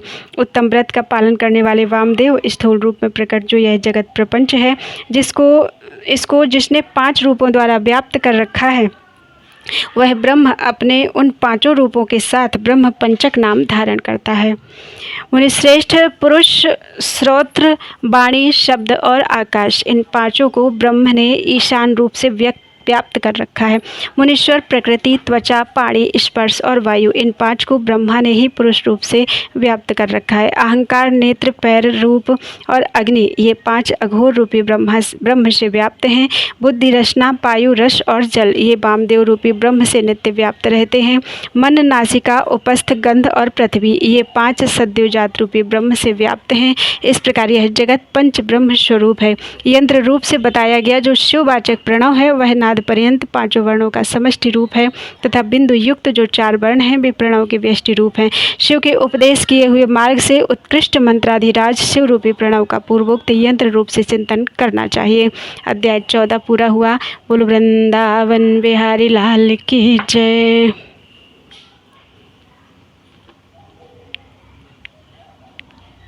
वृंदावन बिहारी लाल की जय। शैव दर्शन के अनुसार शिव तत्व, जगत प्रपंच और जीव तत्व के विषय में विशद विवेचन तथा शिव से जीव और जगत की अभिन्नता का प्रतिपादन। तदनंतर उत्तम श्रेष्ठ पद्धति का वर्णन करके सृष्टि, स्थिति और संहार सबको शक्तिमान शिव की लीला बतलाते हुए वामदेव जी के पूछने पर स्कंद ने कहा, मुने, कर्मास्ति तत्व से लेकर जो विस्तृत शास्त्रवाद है, अर्थात कर्म सत्ता की प्रतिपादक कर्म फलवाद से आरंभ करके शास्त्रों में जो विविध विषयों का विशद विवेचन है, वह ज्ञान प्रदान करने वाला है। अतः ज्ञानवान पुरुष को विवेकपूर्वक इसका श्रवण करना चाहिए। तुमने जिन शिष्यों को उपदेश दिया है, उनमें से कौन तुम्हारे समान है? वे अधम शिष्य आज भी अन्यान्य शास्त्रों में भटक रहे हैं, अनिश्वरवादी दर्शनों के चक्कर में पड़कर मोहित हो रहे हैं। 6 मुनियों ने उन्हें शाप दे रखा है, क्योंकि पहले वे शिव की निंदा किया करते थे। अतः उनकी बातें नहीं सुननी चाहिए, क्योंकि वे अन्यथावादी शिव शास्त्र के विपरीत बात करने वाले हैं। यहाँ 5 अवयवों से युक्त अनुमान के प्रयोग के लिए भी अवकाश है ही।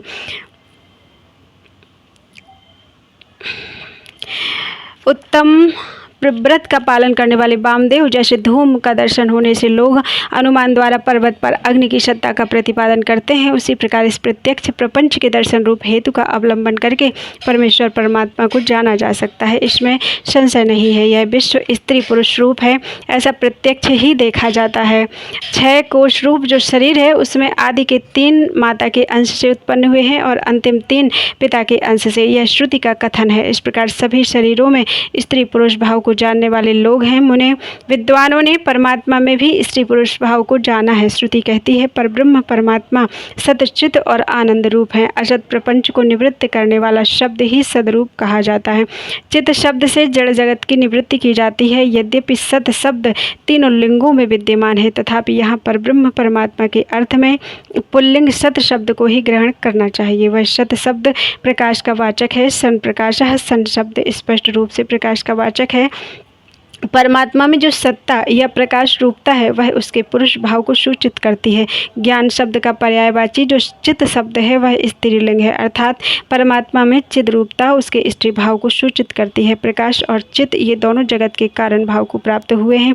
इसी प्रकार सच्चिदात्मा परमेश्वर भी जब जगत के कारण भाव को प्राप्त होते हैं तब उन एकमात्र परमात्मा में ही शिव भाव और शक्ति भाव का भेद किया जाता है। जब तेल और बत्ती में मलिनता होती है तब उसके प्रकाश में भी मलिनता आ जाती है। चिता की आग आदि में अशुद्धता और मलिनता स्पष्ट देखी जाती है। अतः मलिनता आदि आरोपित वस्तु है, उसका निवर्तक होने के कारण परमात्मा के शिवत्व का ही श्रुति के द्वारा प्रतिपादन किया जाता है। जीव के आश्रित जो चित्त शक्ति है वह सदा दुर्बल होती है। उसकी निवृत्ति के लिए ही परमात्मा में सार्वकालिक सर्वशक्तिमत्ता विद्यमान है। ईश्वर बलवान है, शक्तिमान है, यह व्यवहार देखा जाता है। महामुनि वामदेव लोक और वेद में भी सदा ही परमात्मा की शिव रूपता और शक्ति रूपता का साक्षात्कार कराया गया है। शिव और शक्ति के संयोग से निरंतर आनंद प्रकट होता रहता है। अतः मुनि उस आनंद को प्राप्त करने के उद्देश्य से ही पाप रहित मुनि शिव में मन लगाकर निरामय शिव यानी परम कल्याण एवं परमानंद को प्राप्त हुए हैं। उपनिषदों में शिव और शक्ति को ही सर्वात्मा एवं ब्रह्म कहा गया है। ब्रह्म शब्द से ब्रहिदात्व अर्थ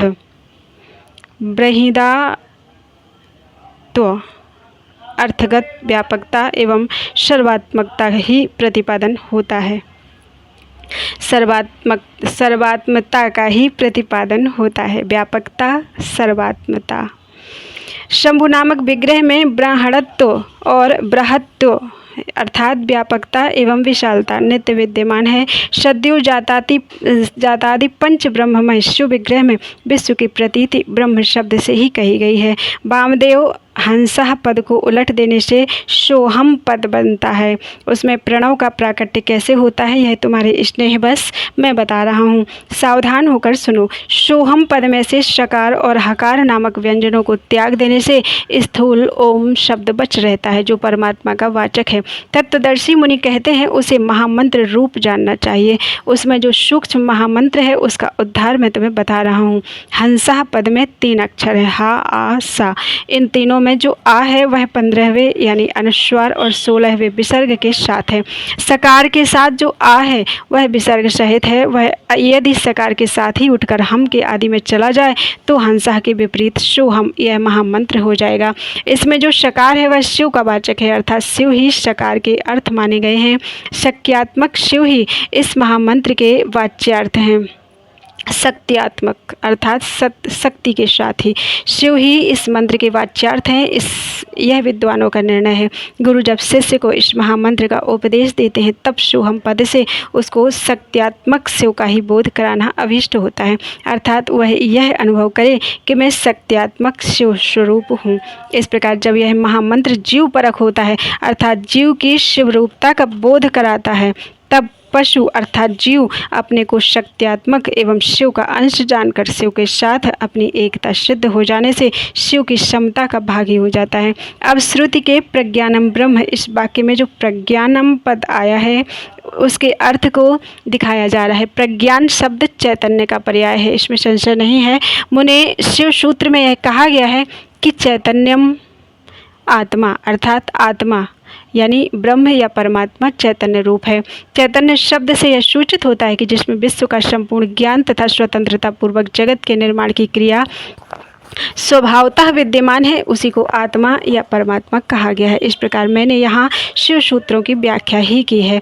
ज्ञानम बंधा यह दूसरा शिव सूत्र है। इसमें पशु वर्ग अर्थात जीव समुदाय का लक्षण बताया गया है। इस सूत्र में आदिपद ज्ञानम के द्वारा किंचित मात्र ज्ञान और क्रिया का होना ही जीव का लक्षण कहा गया है। यह ज्ञान और क्रिया पराशक्ति का प्रथम स्पंदन है। कृष्ण यजुर्वेद की श्वेताश्वतर शाखा का अध्ययन करने वाले विद्वानों ने स्वाभाविकी ज्ञान बल क्रिया च।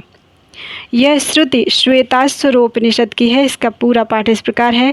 न तस्यं कार्यं करणं च विद्यते न तत्सम्य अभ्याधिकश्च दृश्यते परास्य शक्तिर्विविधैः श्रूयते स्वाभाविकी ज्ञान बल क्रिया च।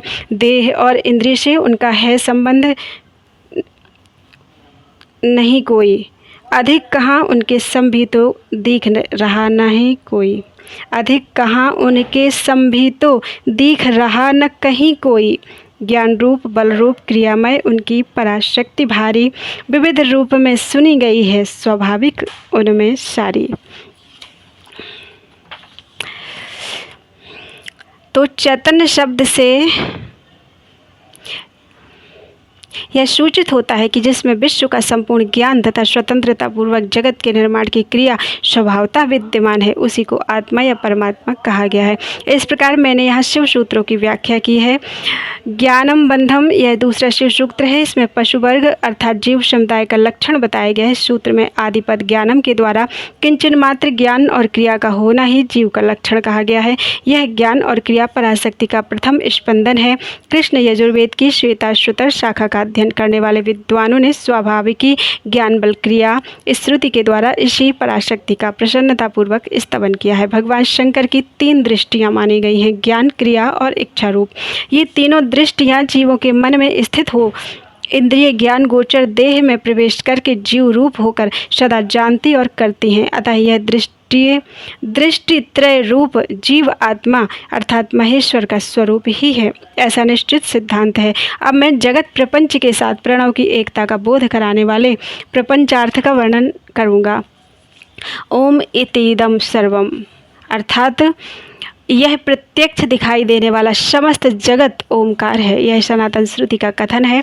इससे प्रणव और जगत की एकता सूचित होती है। ये तैत्तिरीय का श्लोक है। तस्माद्वा ये भी तैत्तिरीय का ही है। इस वाक्य से आरंभ करके तैत्तिरीय श्रुति ने संसार की सृष्टि के क्रम का वर्णन किया है। वामदेव उस श्रुति का जो विवेकपूर्ण तात्पर्य है उसे मैं तुम्हारे स्नेहवश बता रहा हूँ। सुनो, शिव शक्ति का संयोग ही परमात्मा है। यह ज्ञानी पुरुषों का निश्चित मत है। शिव की जो पराशक्ति है उससे चित्त शक्ति प्रकट होती है। चित्त शक्ति से आनंद शक्ति का प्रादुर्भाव होता है। आनंद शक्ति से इच्छा शक्ति का उद्भव हुआ है। इच्छा शक्ति से ज्ञान शक्ति और ज्ञान शक्ति से 5वीं क्रिया शक्ति प्रकट हुई है।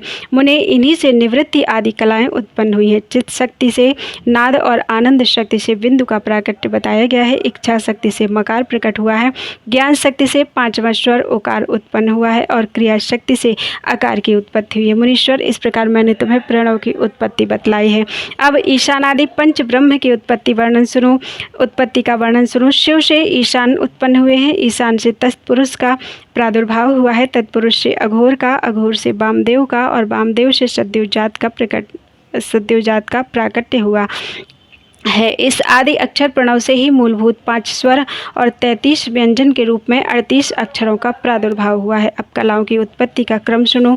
ईशान से शांत्यतीत कला उत्पन्न हुई है। तत्पुरुष से शांति कला, अघोर से विद्या कला, वामदेव से प्रतिष्ठा कला और सद्योजात से निवृत्ति कला की उत्पत्ति हुई है। ईशान से चित्त शक्ति द्वारा मिथुन पंचक की उत्पत्ति होती है। अनुग्रह, तिरोभाव, श्रृंगार, स्थिति और सृष्टि इन 5 कृत्यों का हेतु होने के कारण उसे पंचक कहते हैं। यह बात तत्वदर्शी ज्ञानी मुनियों ने कही है। वाच्य वाचक के संबंध से उनमें मिथुनत्व की प्राप्ति हुई है। कला वर्ण स्वरूप इस पंचक में भूत पंचक की गणना है। मुनिश्रेष्ठ, आकाश आदि के क्रम से इन 5 मिथुनों की उत्पत्ति हुई है। इनमें पहला मिथुन है आकाश, दूसरा वायु, तीसरा अग्नि, चौथा जल और 5वां मिथुन पृथ्वी है। इनमें आकाश से लेकर पृथ्वी तक के भूतों का जैसा स्वरूप बताया गया है उसे सुनो। आकाश में एकमात्र शब्द ही गुण है। वायु में शब्द और स्पर्श 2 गुण हैं। अग्नि में शब्द, स्पर्श और रूप इन 3 गुणों की प्रधानता है। जल में शब्द, स्पर्श, रूप, रस ये 4 गुण माने गए हैं तथा पृथ्वी शब्द, स्पर्श, रूप, रस और गंध इन 5 गुणों से संपन्न है। यही भूतों का व्यापकत्व कहा गया है, अर्थात शब्दादि गुणों द्वारा आकाश आदि भूत वायु आदि परवर्ती भूतों में किस प्रकार व्यापक है यह दिखाया गया है।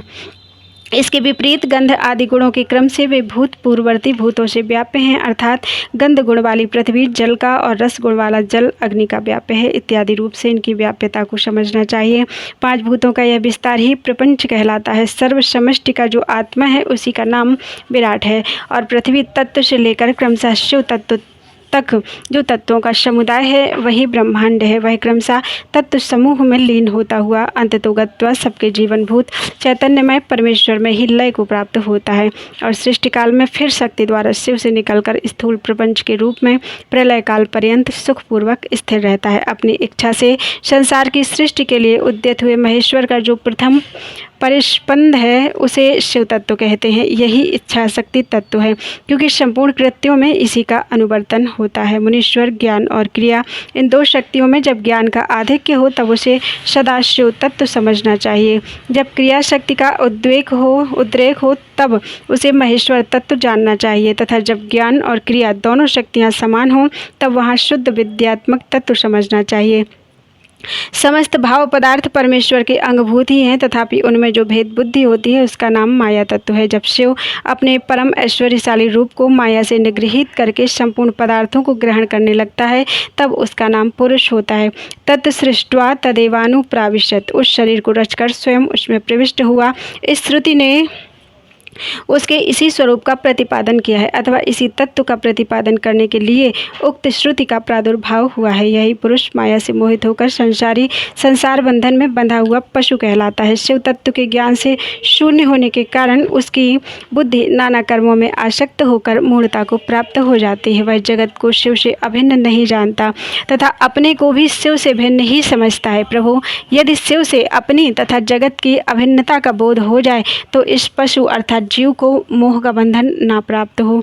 जैसे इंद्रजाल विद्या की ज्ञाता बाजीगर को अपनी रची हुई अद्भुत वस्तुओं के विषय में मोह या भ्रम नहीं होता है, उसी प्रकार ज्ञान योगी को भी नहीं होता। गुरु के उपदेश द्वारा अपने ऐश्वर्य का बोध प्राप्त हो जाने पर वह चिदानंद घन शिव स्वरूप ही हो जाता है।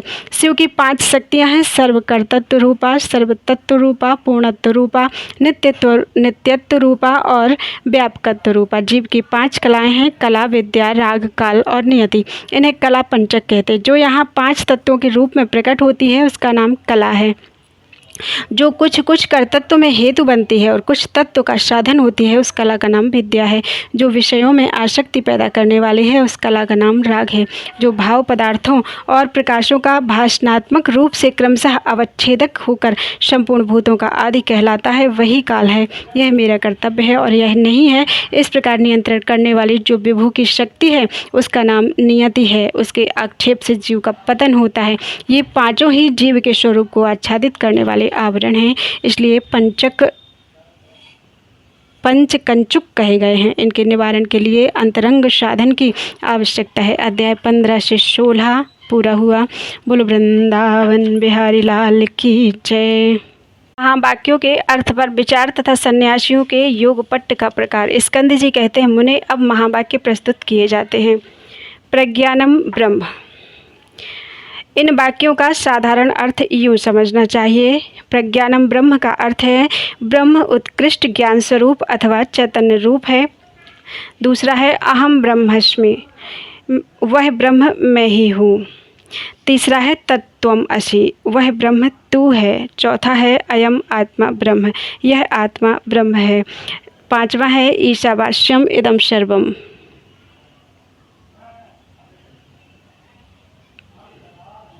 यह सब ईश्वर से व्याप्त है। 6वां है प्राणोस्मि, मैं प्राण हूँ। 7वां है प्रज्ञानात्मा, प्रज्ञान स्वरूप हूँ। 8वां है यदेह तदमुत्र तदन्वि, जो परब्रह्म यहाँ है वही वहाँ परलोक में भी है, जो वहाँ है वही यहाँ इस लोक में भी है। 8वां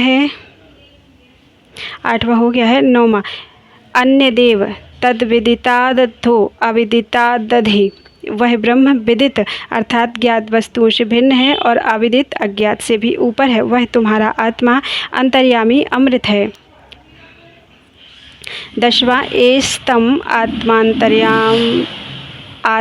अंतर्याम्यमृतः, वह तुम्हारा आत्मा अंतर्यामी अमृत है। 11वां है स यश्चायम पुरुषो यश्चा वदित्येसा। इस वह जो यह पुरुष में है वह और वह जो यह आदित्य में है एक ही है। इस प्रकार सर्वत्र चिंतन करें। अब इन महावाक्यों का भावार्थ कहते हैं। प्रज्ञानम ब्रह्म का वाक्यार्थ पहले ही समझाया जा चुका है।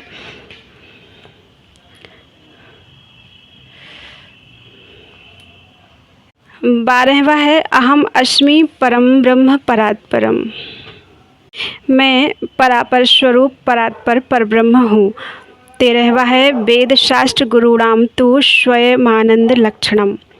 वेदों शास्त्रों और गुरुजनों के वचनों से स्वयं ही हृदय में आनंद स्वरूप ब्रह्म का अनुभव होने लगता है। 14 है सर्वभूत स्थितम ब्रह्म तदेवाहम न संशयः। जो संपूर्ण भूतों में स्थित है वही ब्रह्म मैं ही हूँ, इसमें संशय नहीं है। 15 है तत्वस्य प्राणोहमस्मि पृथिव्याः प्राणोहमस्मि। मैं तत्व का प्राण हूँ, पृथ्वी का प्राण हूँ। 16वां है अपाम च प्राणो अहमस्मि तेजसश्च प्राणो अहमस्मि। मैं जल का प्राण हूँ, तेज का प्राण हूँ। 17 है वायोश्च प्राणो अहमस्मि आकाशस्य प्राणो अहम अस्मि। वायु का प्राण मैं हूँ, आकाश का प्राण मैं हूँ।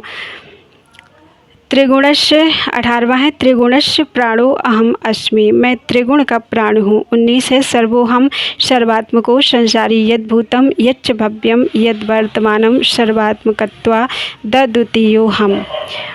मैं सब हूँ, सर्वरूप हूँ, संसारी जीवात्मा हूँ। जो भूत वर्तमान और भविष्य है वह सब मेरा ही स्वरूप होने के कारण मैं अद्वितीय परमात्मा हूँ।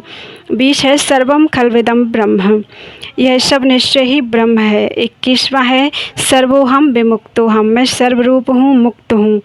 22वां है योसौ सोहम हंसः सोहमस्ति। जो वह है वह मैं हूँ, मैं वह हूँ और वह मैं हूँ। अब अहम ब्रह्मस्मि का अर्थ बताया जाता है। अहम पद के अर्थभूत हैं अकार, सब वर्णों का अग्रगण्य परम प्रकाश स्वरूप शिव रूप है। हकार व्योम स्वरूप है होने के कारण उसका शक्ति रूप से वर्णन किया गया है। शिव और शक्ति के संयोग से सदा आनंद उदित होता है। मकार उसी आनंद का बोधक है। ब्रह्म शब्द से शिव शक्ति की सर्वरूपता स्पष्ट ही सूचित होती है। पहले ही इस बात का उपदेश किया गया है कि वह शक्तिमान परमेश्वर मैं हूँ, ऐसी भावना करनी चाहिए। अब तत्त्वमसि का अर्थ कहते हैं। तत्त्वमसि इस वाक्य में तत्पद का वही अर्थ है जो सोहमस्मि में सह पद का अर्थ बताया गया है। अर्थात तत्पद शक्त्यात्मक है, परमेश्वर का ही वाचक है। अन्यथा सोहम इस वाक्य में विपरीत अर्थ की भावना हो सकती है, क्योंकि अहम पद पुल्लिंग है, अतः सह के साथ उसका अन्वय हो जाएगा। परंतु तत्पद नपुंसक है और त्वम पुल्लिंग, अतः परस्पर विरोधी लिंग होने के कारण उन दोनों में अन्वय नहीं हो सकता। जब दोनों का अर्थ शक्तिमान परमेश्वर होगा तब अर्थ में समान लिंगता होने से अन्वय में अनुपपत्ति नहीं होगी। यदि ऐसा न माना जाए तो स्त्री पुरुष रूप जगत का कारण भी किसी और ही प्रकार का होगा। इसलिए सोहमस्मि का सह और तत्त्वमसि का तत् ये दोनों समानार्थक हैं। इन वाक्यों के उपदेश से एक ही अर्थ की भावना का विधान है।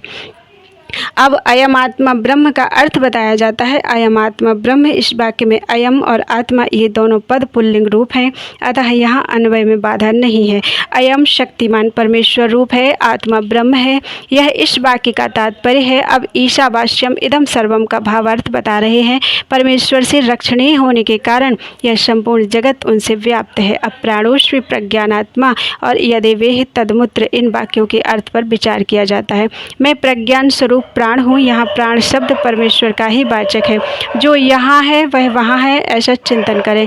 यहाँ यत तत् का अर्थ क्रमशः यह और सह है, अर्थात जो परमात्मा यहाँ है वह परमात्मा वहाँ है, ऐसा सिद्धांत पक्ष का अवलंबन करने वाले विद्वानों ने कहा है। उपर्युक्त वाक्य में इदमुत्र तदन्विह, इस वाक्यांश का भाव यह है कि यो मूत्र स इह स्थितः, अर्थात जो परमात्मा वहाँ परलोक में स्थित है वही यहाँ इस लोक में भी स्थित है।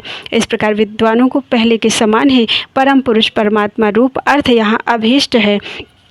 अब अन्य देव तद्विदिता दथो अविदिता दधि इस वाक्य पर विचार करते हैं। मुने अन्य देव तद्विदिता दथो अविदिता दधि इस वाक्य में जिस प्रकार फल की भी विपरीतता की भावना होती है उसे यहाँ बताता हूँ, सुनो। विदितात यह पद अयथा विदितात के उन्हीं का इस समस्त उत्कृष्ट गुणों से नित्य संबंध है। अपने और पराये के भेद सतात के अर्थ में प्रवृत्त हो सकता है, वह विदित से भिन्न है, अर्थात जो असम्यक रूप से ज्ञात है उससे भिन्न है। इसी प्रकार जो यथावत रूप से विदित नहीं है उससे भी पृथक है। इस कथन से यह निश्चित होता है कि मुक्ति रूप फल की सिद्धि के लिए कोई और ही तत्व है जो विदित से पर है, परंतु जो आत्मा है वह सर्वरूप है, वह किसी से अन्य नहीं हो सकता। अतः आत्मा या ब्रह्म आदि पद पूर्ववत शक्तिमान परमेश्वर शिव के ही बोधक हैं, यह मानना चाहिए। अब एस्ता आत्मा यथा तथा यश्चायम पुरुषे इन दो वाक्यों के अर्थ पर विचार किया जाता है। यह तुम्हारा अंतर्यामी आत्मा है जो स्वयं ही अमृत स्वरूप शिव है। यह जो पुरुष में शंभु है वही सूर्य में भी स्थित है, इन दोनों में कोई भेद नहीं है। जो पुरुष में है वही आदित्य में है, इन दोनों में पृथकता नहीं है, वह तत्व एक ही है, उसी को सर्वरूप कहा गया है। पुरुष और आदित्य इन दो उपाधियों से युक्त जो अर्थ किया जाता है वह औपचारिक है। उन शंभुनाथ को सब श्रुतियाँ हिरण्यमय बताती हैं। हिरण्य वाहने नमः इसमें जो बाहु शब्द है वह सब अंगों का उपलक्षण है, अन्यथा उसे हिरण्यपति कहना किसी भी यत्न से संभव नहीं होता है। छांदोग्य उपनिषद में जो यह श्रुति है, या एषो अंतरादित्य हिरण्यमयः पुरुषो दृश्यते हिरण्यश्म श्रुरि हिरण्यकेश आपरण खात सर्व एव सुवर्ण, इसके द्वारा आदित्य मंडल अंतर्गत पुरुष को सुवर्ण में दाढ़ी मूछों वाला, सुवर्ण सदृश केशों वाला तथा नख से लेकर केशाग्र भाग पर्यंत सारा का सारा सुवर्ण में प्रकाश में ही बताया गया है। अतः वह हिरण्यमय पुरुष साक्षात शंभु ही है। अब अहम अस्मि परम ब्रह्म परापर परात् परम इस वाक्य का तात्पर्य बताता हूँ, सुनो। अहम पद के अर्थभूत सत्यात्मा शिव ही बताए गए हैं, वे ही शिव मैं हूँ, ऐसी वाक्यार्थ योजना अवश्य होती है। उन्हीं को सबसे उत्कृष्ट और सर्वस्वरूप परब्रह्म कहा गया है। उसके तीन भेद हैं, पर अपर तथा परात्पर। रुद्र ब्रह्मा और विष्णु ये तीन देवता श्रुति ने ही बताए हैं। यही क्रमशः पर अपर तथा परात्पर रूप हैं। इन तीनों से भी जो श्रेष्ठ देवता हैं वे शंभु परब्रह्म शब्द से कहे गए हैं। वेदों शास्त्रों और गुरु के वचनों के अभ्यास से शिष्य के हृदय में स्वयं ही पूर्णानंदमय शंभु का प्रादुर्भाव होता है। संपूर्ण भूतों के हृदय में विराजमान शंभु ब्रह्म रूप ही है, वही मैं हूँ, इसमें संशय नहीं। मैं शिव ही संपूर्ण तत्व समुदाय का प्राण हूँ। ऐसा कहकर स्कंद जी फिर कहते हैं, मुने मैं शिव आत्म तत्व, विद्या तत्व और शिव तत्व इन तीनों का प्राण हूँ, पृथ्वी आदि का भी प्राण हूँ। पृथ्वी आदि के गुणों तक का ग्रहण होने से यह समझ लो कि यहाँ सारे आत्म तत्व गृहीत हो गए। फिर सबका ग्रहण विद्या तत्व और शिव तत्व का भी ग्रहण कराता हूँ। इन सब तत्वों का मैं प्राण हूँ। मैं सर्व हूँ, सर्वात्मक हूँ, जीव का भी अंतर्यामी होने से उसका भी जीव हूँ, अर्थात आत्मा हूँ। जो भूत वर्तमान और भविष्य काल हैं वह सब मेरा स्वरूप होने के कारण मैं ही हूँ। श्रुति साक्षात शिव के मुख से प्रकट हुई है, अतः शिव ही सर्वरूप हैं, क्योंकि उन्हीं का इन समस्त उत्कृष्ट गुणों से नित्य संबंध है। अपने और पराये के भेद से रहित होने के कारण मैं ही अद्वितीय आत्मा हूँ। सर्वम खलविदम ब्रह्म इस वाक्य का अर्थ पहले बताया जा चुका है। मैं भावरूप होने के कारण पूर्ण हूँ। नित्य मुक्त भी मैं ही हूँ। पशु जीव मेरी कृपा से मुक्त होकर मेरे स्वरूप को प्राप्त होते हैं। जो सर्वात्मक शंभु है वही मैं हूँ। मैं शिवरूप हूँ। वामदेव इस प्रकार संपूर्ण वाक्यों के अर्थ भगवान शिव ही बताए गए हैं। तत्त्वस्योचास्म्यहम् तत्त्वयोश्चास्म्य अहम प्राणः सर्वः सर्वात्मको ह्यहं जीवस्य चान्तर्यमित् जीवोऽहं तस्य सर्वदा यद्भूतं यच्च भव्यं यद्भविष्यत् सर्वमेव च मनमयत्वादहं सर्वः सर्वो वै रुद्र इत्यपि श्रुतिराह मुने साहि साक्षाच्छुमुखोद्गता सर्वात्मा परमैरे भिगुणैर्नित्यसमन्वयात् स्वस्मात् परात्मविरहाद् द्वितीयो अहमेव हि सर्वं खलु इदं ब्रह्मेति वाक्यार्थः पूर्वमीरितः पूर्णोऽहं भावरूपत्वात् नित्यमुक्तोऽहमेव च। अहमेविहि पशवो मत प्रसादेन मुक्ता मदभावम् आश्रिता यो असौ सर्वात्मकः शम्भुस्सोऽहं हंसः शिवोऽस्म्यहम् इति वै सर्ववाक्यार्थो वामदेवशिवोदितः। यस्त्वन्तरं किंचिदपि कुरुतेस्त्यति भीतिभाक् इत्याह श्रुतिसत्तत्वं दृष्टात्मा गतभीर्भव। आज के पाठ में जो भी गलतियां हुई हों उन्हें क्षमा करिएगा, क्योंकि बड़े बड़े महामंत्र थे जो पढ़ने में मुझसे गलतियां हो रही थी। बोलो वृंदावन बिहारी लाल की जय। बोलो गुरुदेव भगवान की जय। ईशावास्योपनिषद की श्रुति के 2 वाक्यों द्वारा प्रतिपादित अर्थ साक्षात शिव की एकता का ज्ञान प्रदान करने वाला होता है। गुरु को चाहिए कि शिष्यों को इसका आदरपूर्वक उपदेश करे। गुरु को उचित है कि वे आधार सहित शंख को लेकर अष्ट मंत्र फट से तथा भस्म द्वारा उसकी शुद्धि करके उसे अपने सामने चौकोर मंडल में स्थापित करे। फिर ओमकार का उच्चारण करके गंध आदि के द्वारा उस शंख की पूजा करे। उसमें वस्त्र लपेट दे और सुगंधित जल भरकर प्रणव का उच्चारण करते हुए उसका पूजन करे। तत्पश्चात 7 बार प्रणव के द्वारा फिर उस शंख को अभिमंत्रित करके शिष्य से कहे, हे शिष्य, जो थोड़ा सा भी अंतर करता है, भेदभाव रखता है, वह भय का भागी होता है। यह श्रुति का संदेश सिद्धांत बताया गया है, इसलिए तुम अपने चित्त को स्थिर करके निर्भय हो जाओ। ऐसा कहकर गुरु स्वयं महादेव जी का ध्यान करते हुए उन्हीं के रूप में शिष्य का अर्चन करे। शिष्य के आसन की पूजा करके उसमें शिव के आसन और शिव की मूर्ति की भावना करे। फिर सिर से पैर तक सत्यो सद्यो जात आदि 5 मंत्रों का न्यास करके मस्तक, मुख और कलाओं के भेद से प्रणव की कलाओं का भी न्यास करे। शिष्य के शरीर में 38 मंत्र रूपा प्रणव की कलाओं का न्यास करके उसके मस्तक पर शिव का आवाहन करे। तत्पश्चात स्थापनी आदि मुद्राओं का प्रदर्शन करे। फिर अंगन्यास करके आसन पूर्वक 16 उपचारों की कल्पना करे। खीर का नैवेद्य अर्पण करके ओम स्वाहा का उच्चारण करे। उसके मस्तक पर शिव का आवाहन करे। तत्पश्चात स्थापनी आदि मुद्राओं का प्रदर्शन करे। फिर अंगन्यास करके आसन पूर्वक 16 उपचारों की कल्पना करे। खीर का नैवेद्य अर्पण करके ओम स्वाहा का उच्चारण करे। कुल्ला और आचमन कराएं। अर्घ्य आदि देकर क्रमशः धूप दीप आदि समर्पित करे।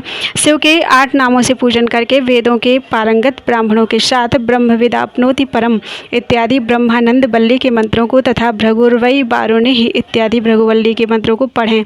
तत्पश्चात यो देवानाम प्रथमम पुरस्तात् से लेकर तस्य प्रकृति लेना से यह परः स महेश्वरा तक महानारायण उपनिषद के मंत्रों का पाठ करें। इसके बाद शिष्य के सामने कल्हार आदि की बनी हुई माला लेकर खड़े होकर गुरु शिव निर्मित पांचासिक शास्त्र के सिद्धि स्कंद का धीरे धीरे जप करें। अनुकूल चित्त से पूर्णोहम इस मंत्र तक का जप करके गुरु उस माला को शिष्य के कंठ में पहना दे। तदनंतर ललाट में तिलक लगाकर संप्रदाय के अनुसार उसके सर्वांग में विधिवत चंदन का लेप कराएं। तत्पश्चात गुरु प्रसन्नता पूर्वक श्रीपाद युक्त नाम देकर शिष्य को छत्र और चरण पादुका अर्पित करे। उसे व्याख्यान देने तथा आवश्यक कर्म आदि के लिए गुरुवासन ग्रहण करने का अधिकार दे। फिर गुरु अपने उस शिव रूपी शिष्य पर अनुग्रह करके कहे, तुम सदा समाधिस्थ रहकर मैं शिव हूँ इस प्रकार की भावना करते रहो।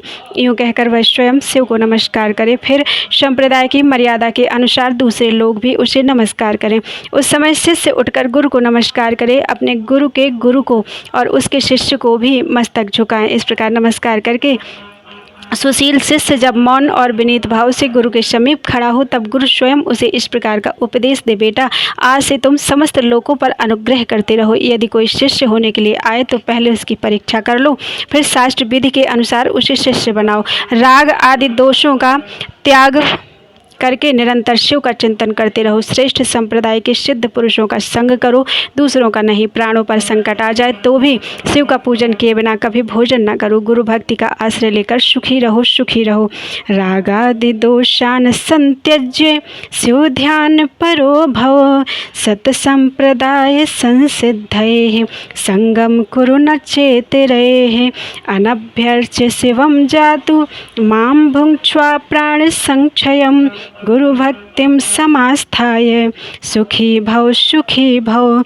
मुनीश्वर वामदेव, तुम्हारे स्नेह बस अत्यंत गोपनीय होने पर भी मैंने यह योग पट्ट का प्रकार तुम्हें बताया है। ऐसा कहकर स्कंद ने यतियों पर कृपा करके उनसे सन्यासियों के छौर और स्नान विधि का वर्णन किया। अध्याय 17 से 19 पूरा हुआ। बोलो वृंदावन बिहारी लाल की जय।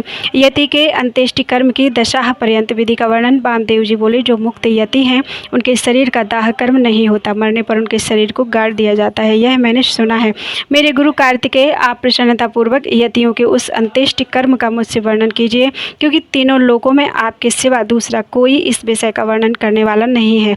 भगवान शंकरनंदन, जो पूर्ण परब्रह्म में अहम भाव का आश्रय लेकर देह पंजर से मुक्त हो गए हैं तथा जो उपासना के मार्ग से शरीर बंधन से मुक्त होकर परमात्मा को प्राप्त हुए हैं, उनकी गति में क्या अंतर है यह बताइए। प्रभु, मैं आपका शिष्य हूँ, इसलिए अच्छी तरह विचार करके प्रसन्नतापूर्वक मुझसे इस विषय का वर्णन कीजिए। स्कंद ने कहा, जो कोई यति समाधिस्थ हो, शिव के चिंतन पूर्वक अपने शरीर का परित्याग करता है, वह यदि महान धीर हो तो परिपूर्ण शिवरूप हो जाता है। किंतु यदि कोई अधीर चित्त होने के कारण समाधि लाभ नहीं कर पाता तो उसके लिए उपाय बताता हूँ, सावधान होकर सुनो। वेदांत शास्त्र के वाक्यों से जो ज्ञाता, ज्ञान और ज्ञेय इन तीन पदार्थों का परिज्ञान होता है, उसे गुरु के मुख से सुनकर यति यम नियम आदि रूप योग का अभ्यास करे। उसे करते हुए वह भली भांति शिव के ध्यान में तत्पर रहे। मुने उसे नित्य नियम पूर्वक प्रणव के जप और अर्थ चिंतन में मन को लगाए रखना चाहिए। मुने, यदि देह की दुर्बलता के कारण धीरता धारण करने में असमर्थ यति निष्काम भाव से शिव का स्मरण करके अपने जीर्ण शरीर को त्याग दे, तो भगवान सदाशिव के अनुग्रह से नंदी के भेजे हुए विख्यात 5 आतिवाहिक देवता आते हैं। उनमें से कोई तो अग्नि का अभिमानी, कोई ज्योति पुंज स्वरूप, कोई दिन का अभिमानी, कोई शुक्ल पक्ष का अभिमानी देवता और कोई उत्तरायण का अभिमानी देवता होता है। ये पांचों सब प्राणियों पर अनुग्रह करने में तत्पर रहते हैं। इसी तरह धूम अभिमानी देवता, तम का अभिमानी देवता, रात्रि का अभिमानी देवता, कृष्ण पक्ष का अभिमानी देवता और दक्षिणायन का अभिमानी देवता, ये सब मिलकर 5 होते हैं। ये पांचों विख्यात देवता दक्षिण मार्ग में प्रसिद्ध हैं। हाँ मुनि वामदेव, अब तुम उन सब देवताओं की वृत्ति का वर्णन सुनो। कर्म के अनुष्ठान में लगे हुए जीवों को साथ लेकर वे पांचों देवता उनके पुण्यवश स्वर्गलोक को जाते हैं और वहाँ यथोक्त भोगों का उपभोग करके वे जीव पुण्य क्षीण होने पर पुनः मनुष्य लोक में आते हैं तथा पूर्वज जन्म ग्रहण करते हैं। इनके सिवा जो उत्तर मार्ग के 5 देवता हैं, वे भूतल से लेकर ऊर्ध्वलोक तक के मार्ग को 5 भागों में विभक्त करके यति को साथ लेकर क्रमशः अग्नि आदि के मार्ग में होते हुए उसे सदाशिव के धाम में पहुँचाते। वहाँ देवादिदेव महादेव के चरणों में प्रणाम करके लोकानुग्रह के कर्म में ही लगाए गए वे अनुग्रह आकार देवता उन सदाशिव के पीछे खड़े हो जाते हैं। यति को आया देखकर देवादिदेव सदाशिव, यदि वह विरक्त हो तो उसे महामंत्र के तात्पर्य का उपदेश देते हैं।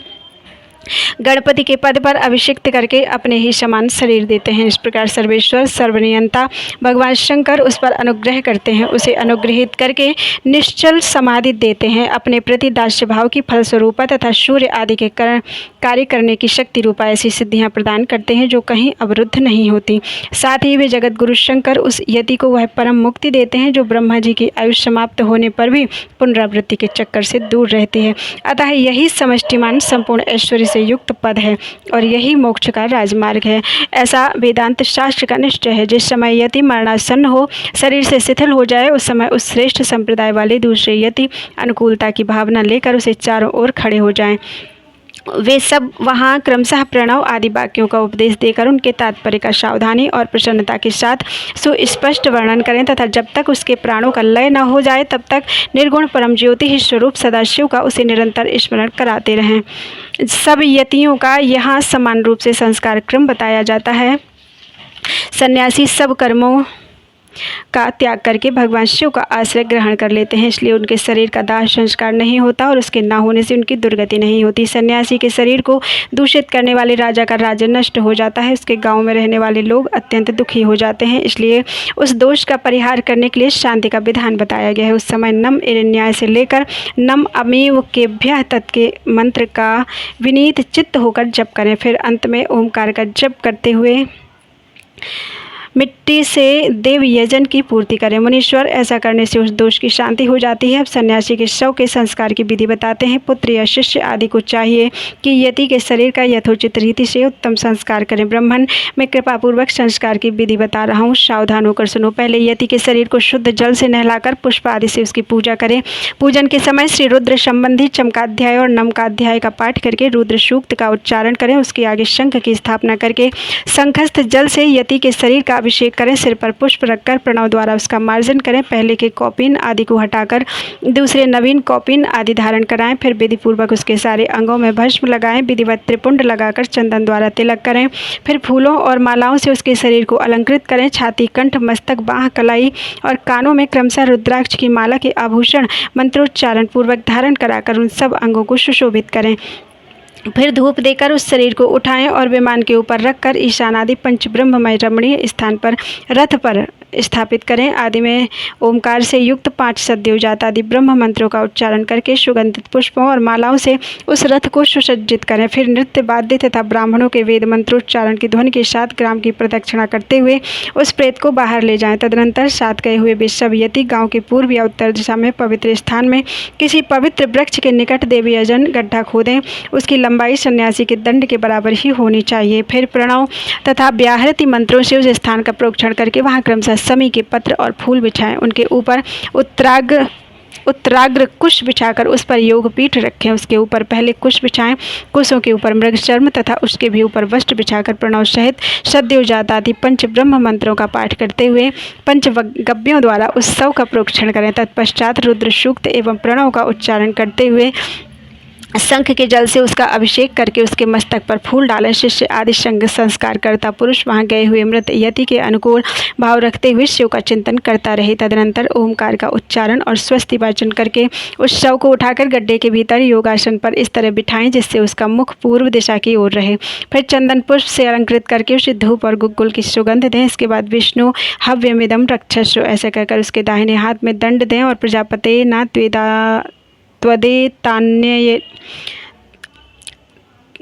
त्वदेतान्यन्यो इस मंत्र को पढ़कर बाएं हाथ में जल सहित कमंडल अर्पित करें। फिर ब्रह्म यज्ञानम प्रथम इस मंत्र से उसके मस्तक का स्पर्श करके दोनों भवों के स्पर्श पूर्वक रुद्र सूक्त का जप करें। तत्पश्चात मानो महांतमुत इत्यादि 4 मंत्रों को पढ़कर नारियल के द्वारा यति के शव के मस्तक का भेदन करें। इसके बाद उस गड्ढे को पाट दें। फिर उस स्थान का स्पर्श करके अनन्य चित्त से 5 ब्रह्म मंत्रों का जप करें। तदनंतर यो देवानाम प्रथमम पुरस्तात् से लेकर तस्य प्रकृति लीनस्य यह परः स महेश्वरः महानारायण उपनिषद के मंत्रों का जप करके संसार रूपी रोग के भेषज सर्वज्ञ स्वतंत्र तथा सब पर अनुग्रह करने वाले उमा सहित महादेव जी का चिंतन एवं पूजन करें। पूजन की विधि यूँ है, 1 हाथ ऊंचे और 2 हाथ लंबे चौड़े एक पीठ का मिट्टी के द्वारा निर्माण करें। फिर उसे गोबर से लीपें। वह पीठ चौकोर होना चाहिए। उसके मध्य भाग में उमा महेश्वर को स्थापित करके गंध, अक्षत, सुगंधित पुष्प, बिल्वपत्र और तुलसी दलों से उनकी पूजा करें। तत्पश्चात प्रणव से धूप और दीप निवेदन करें। फिर दूध और हविष्य का नैवेद्य लगाकर 5 बार परिक्रमा करके नमस्कार करें। फिर 12 बार प्रणव का जप करके प्रणाम करें। तदनंतर ब्रह्मीभूत यति की तृप्ति के लिए नारायण पूजन, बलिदान, घृत दीप दान का संकल्प करके गर्त के ऊपर मृण्मय लिंग बनाकर पुरुष सूक्त से पूजा करके घृत मिश्रित पायस की बलि दें। घी का दीप जला पायस बलि को जल में डाल दें। तत्पश्चात दिशा विदिशाओं के क्रम से प्रणव के उच्चारण पूर्वक ओम ब्रह्मणे नमः इस मंत्र से ब्रह्मीभूत यति के लिए शंख से 8 बार अर्घ्य जल दें। इस प्रकार 10 दिनों तक करता रहे। मुनिश्रेष्ठ, यह दशाहत तक की विधि तुम्हें बताई गई। अब यतियों के एकादशाह की विधि सुनो। अध्याय 20 से 21 पूरा हुआ। बोल वृंदावन बिहारी लाल की जय। यति के लिए एकादशाह कृत्य का वर्णन स्कंद जी कहते हैं। वामदेव, यति का एकादशाह प्राप्त होने पर जो विधि बताई गई है उसका मैं तुम्हारे स्नेह बस वर्णन करता हूँ। मिट्टी की वेदी बनाकर उसका सम्मार्जन और उपलेपन करें। तत्पश्चात पुण्याह वाचन पूर्वक प्रोक्षण करके पश्चिम से लेकर पूर्व की ओर 5 मंडल बनाएं और स्वयं श्राद्ध करता उत्तराभिमुख बैठकर कार्य करे। प्रादेश मात्र लंबा चौड़ा चौकोर मंडल बनाकर उसके मध्य भाग में बिंदु, उसके ऊपर त्रिकोण मंडल, उसके ऊपर षटकोण मंडल और उसके ऊपर गोल मंडल बनावे। फिर अपने सामने शंख की स्थापना करके पूजा के लिए बताई गई पद्धति के क्रम से आचमन, प्राणायाम एवं संकल्प करके पूर्वोक्त 5 आतिवाहिक देवताओं का देवेश्वरी देवियों के रूप में पूजन करें। उत्तर और आसन के लिए कुश डालकर जल का स्पर्श करें। उत्तर की ओर आसन के लिए कुश डालकर जल का स्पर्श करें। पश्चिम से आरंभ करके पूर्व पर्यंत जो मंडल बताए गए हैं उनके भीतर पीठ के रूप में पुष्प रखे हैं और उन पुष्पों पर क्रमशः उक्त 5 देवियों का आवाहन करें। पहले अग्निपुंज स्वरूपिणी आतिवाहिक देवी का आवाहन करते हुए इस प्रकार कहें: ओम ह्रीं अग्निरूपा मातिवाहिक देवताम आवाहयामि नमः। इस प्रकार सर्वत्र बाकी योजना और भावना करें। इस तरह 5 देवियों का आवाहन करके प्रत्येक के लिए आदरपूर्वक स्थापना आदि मुद्राओं का प्रदर्शन करें। तत्पश्चात ह्राम ह्रीं ह्रूम ह्रैम ह्रौम ह्रः इन बीज मंत्रों द्वारा षडंगन्यास और करन्यास करें। इसके बाद उन देवियों का इस प्रकार ध्यान करना चाहिए। उन सबके 4-4 हाथ हैं, उनमें से 2 हाथों में वे पाश और अंकुश धारण करते हैं तथा शेष 2 हाथों में अभय और वरद मुद्राएं हैं। उनकी अंग कांति चंद्रकांति मणि के समान है। लाल अंगूठियों की प्रभा से उन्होंने संपूर्ण दिशाओं के मुखमंडल को रंग दिया है। वे लाल वस्त्र धारण करते हैं और उनके हाथ और पैर कमलों के समान शोभा पाते हैं। 3 नेत्रों से सुशोभित मुख रूपी पूर्ण चंद्रमा की छटा से वे मन को मोहे लेती हैं। माणिक के निर्मित मुकुटों से उद्भासित चंद्रलेखा उनके सीमंत को विभूषित कर रही है। कपोलों पर रत्नमय कुंडल झलमला रहे हैं। उनकी रोजपीन और उन्नत है। हार के यूर कड़े और करधनी की लड़ियों से विभूषित होने के कारण वे बड़ी मनोहारिणी जान पड़ती हैं। उनका कटिभाग कृश और नितंब स्थूल है। उनके अंग लाल रंग के दिव्य वस्त्रों से आच्छादित हैं। चरणारविंदों में माणिक के निर्मित पांजेबों की झनकार होती रहती है। पैरों की अंगुलियों में बिच्छुओं की पंक्ति अत्यंत सुंदर एवं मनोहर है। यदि अनुग्रह मुर्दे के समान मूर्तिमान हो तो उससे क्या सिद्ध हो सकता है। इसलिए वे देवियाँ महेश्वर की भांति शक्त्यात्मक मूर्ति वाले अनुग्रह से संपन्न हैं, अतः उनके अनुग्रह से सब कुछ सिद्ध हो सकता है। सब पर अनुग्रह करने वाले भगवान शिव ने ही उन 5 मूर्तियों को स्वीकार किया है, इसलिए वे दिव्य संपूर्ण कार्य में करने में समर्थ तथा परम अनुग्रह में तत्पर हैं। इस प्रकार उन सब अनुग्रह परायण कल्याणमयी देवियों का ध्यान करके इनके लिए शंखस्थ जल के बिंदुओं द्वारा पैरों में पाते, हाथों में आचमनीय तथा मस्तकों पर अर्घ देना चाहिए। तदनंतर शंख के जल की बूंदों से उनका स्नान कर्म संपन्न कराना चाहिए। स्नान के पश्चात दिव्य लाल रंग के वस्त्र और उत्तरीय अर्पित करें। बहुमूल्य मुकुट एवं आभूषण दें। इन वस्तुओं के अभाव में मन के द्वारा भावना करके इन्हें अर्पित करना चाहिए। तत्पश्चात सुगंधित चंदन, अत्यंत सुंदर अक्षत तथा उत्तम गंध से युक्त मनोहर पुष्प चढ़ाएं। अत्यंत सुगंधित धूप और घी की बत्ती से युक्त दीपक निवेदन करें। इन सब वस्तुओं को अर्पण करते समय आरंभ में ओम ह्रीं का प्रयोग करके फिर समर्पयामि नमः बोलना चाहिए। यथा ओम ह्रीं अग्न्यादि रूपाभ्यः पंचदेवीभ्यः दीपम समर्पयामि नमः। इस तरह अन्य उपचारों को अर्पित करते समय बाकी योजना कर लेनी चाहिए। दीप समर्पण के पश्चात हाथ जोड़कर प्रत्येक देवी के लिए पृथक पृथक केले के पत्ते पर पूरा सुवासित नैवेद्य रखें। वह नैवेद्य घी, शक्कर और मधु से मिश्रित खीर, पुआ, केले के फल और गुड़ आदि के रूप में होना चाहिए। भूर्भुवः स्वाहा बोलकर उसका प्रोक्षण आदि संस्कार करें। फिर ओम ह्रीं स्वाहा नैवेद्यम निवेदयामि नमः बोलकर नैवेद्य समर्पण के पश्चात ओम ह्रीं नैवेद्यांते आचमनार्थम पानीयम समर्पयामि नमः कहते हुए बड़े प्रेम से जल अर्पित करें।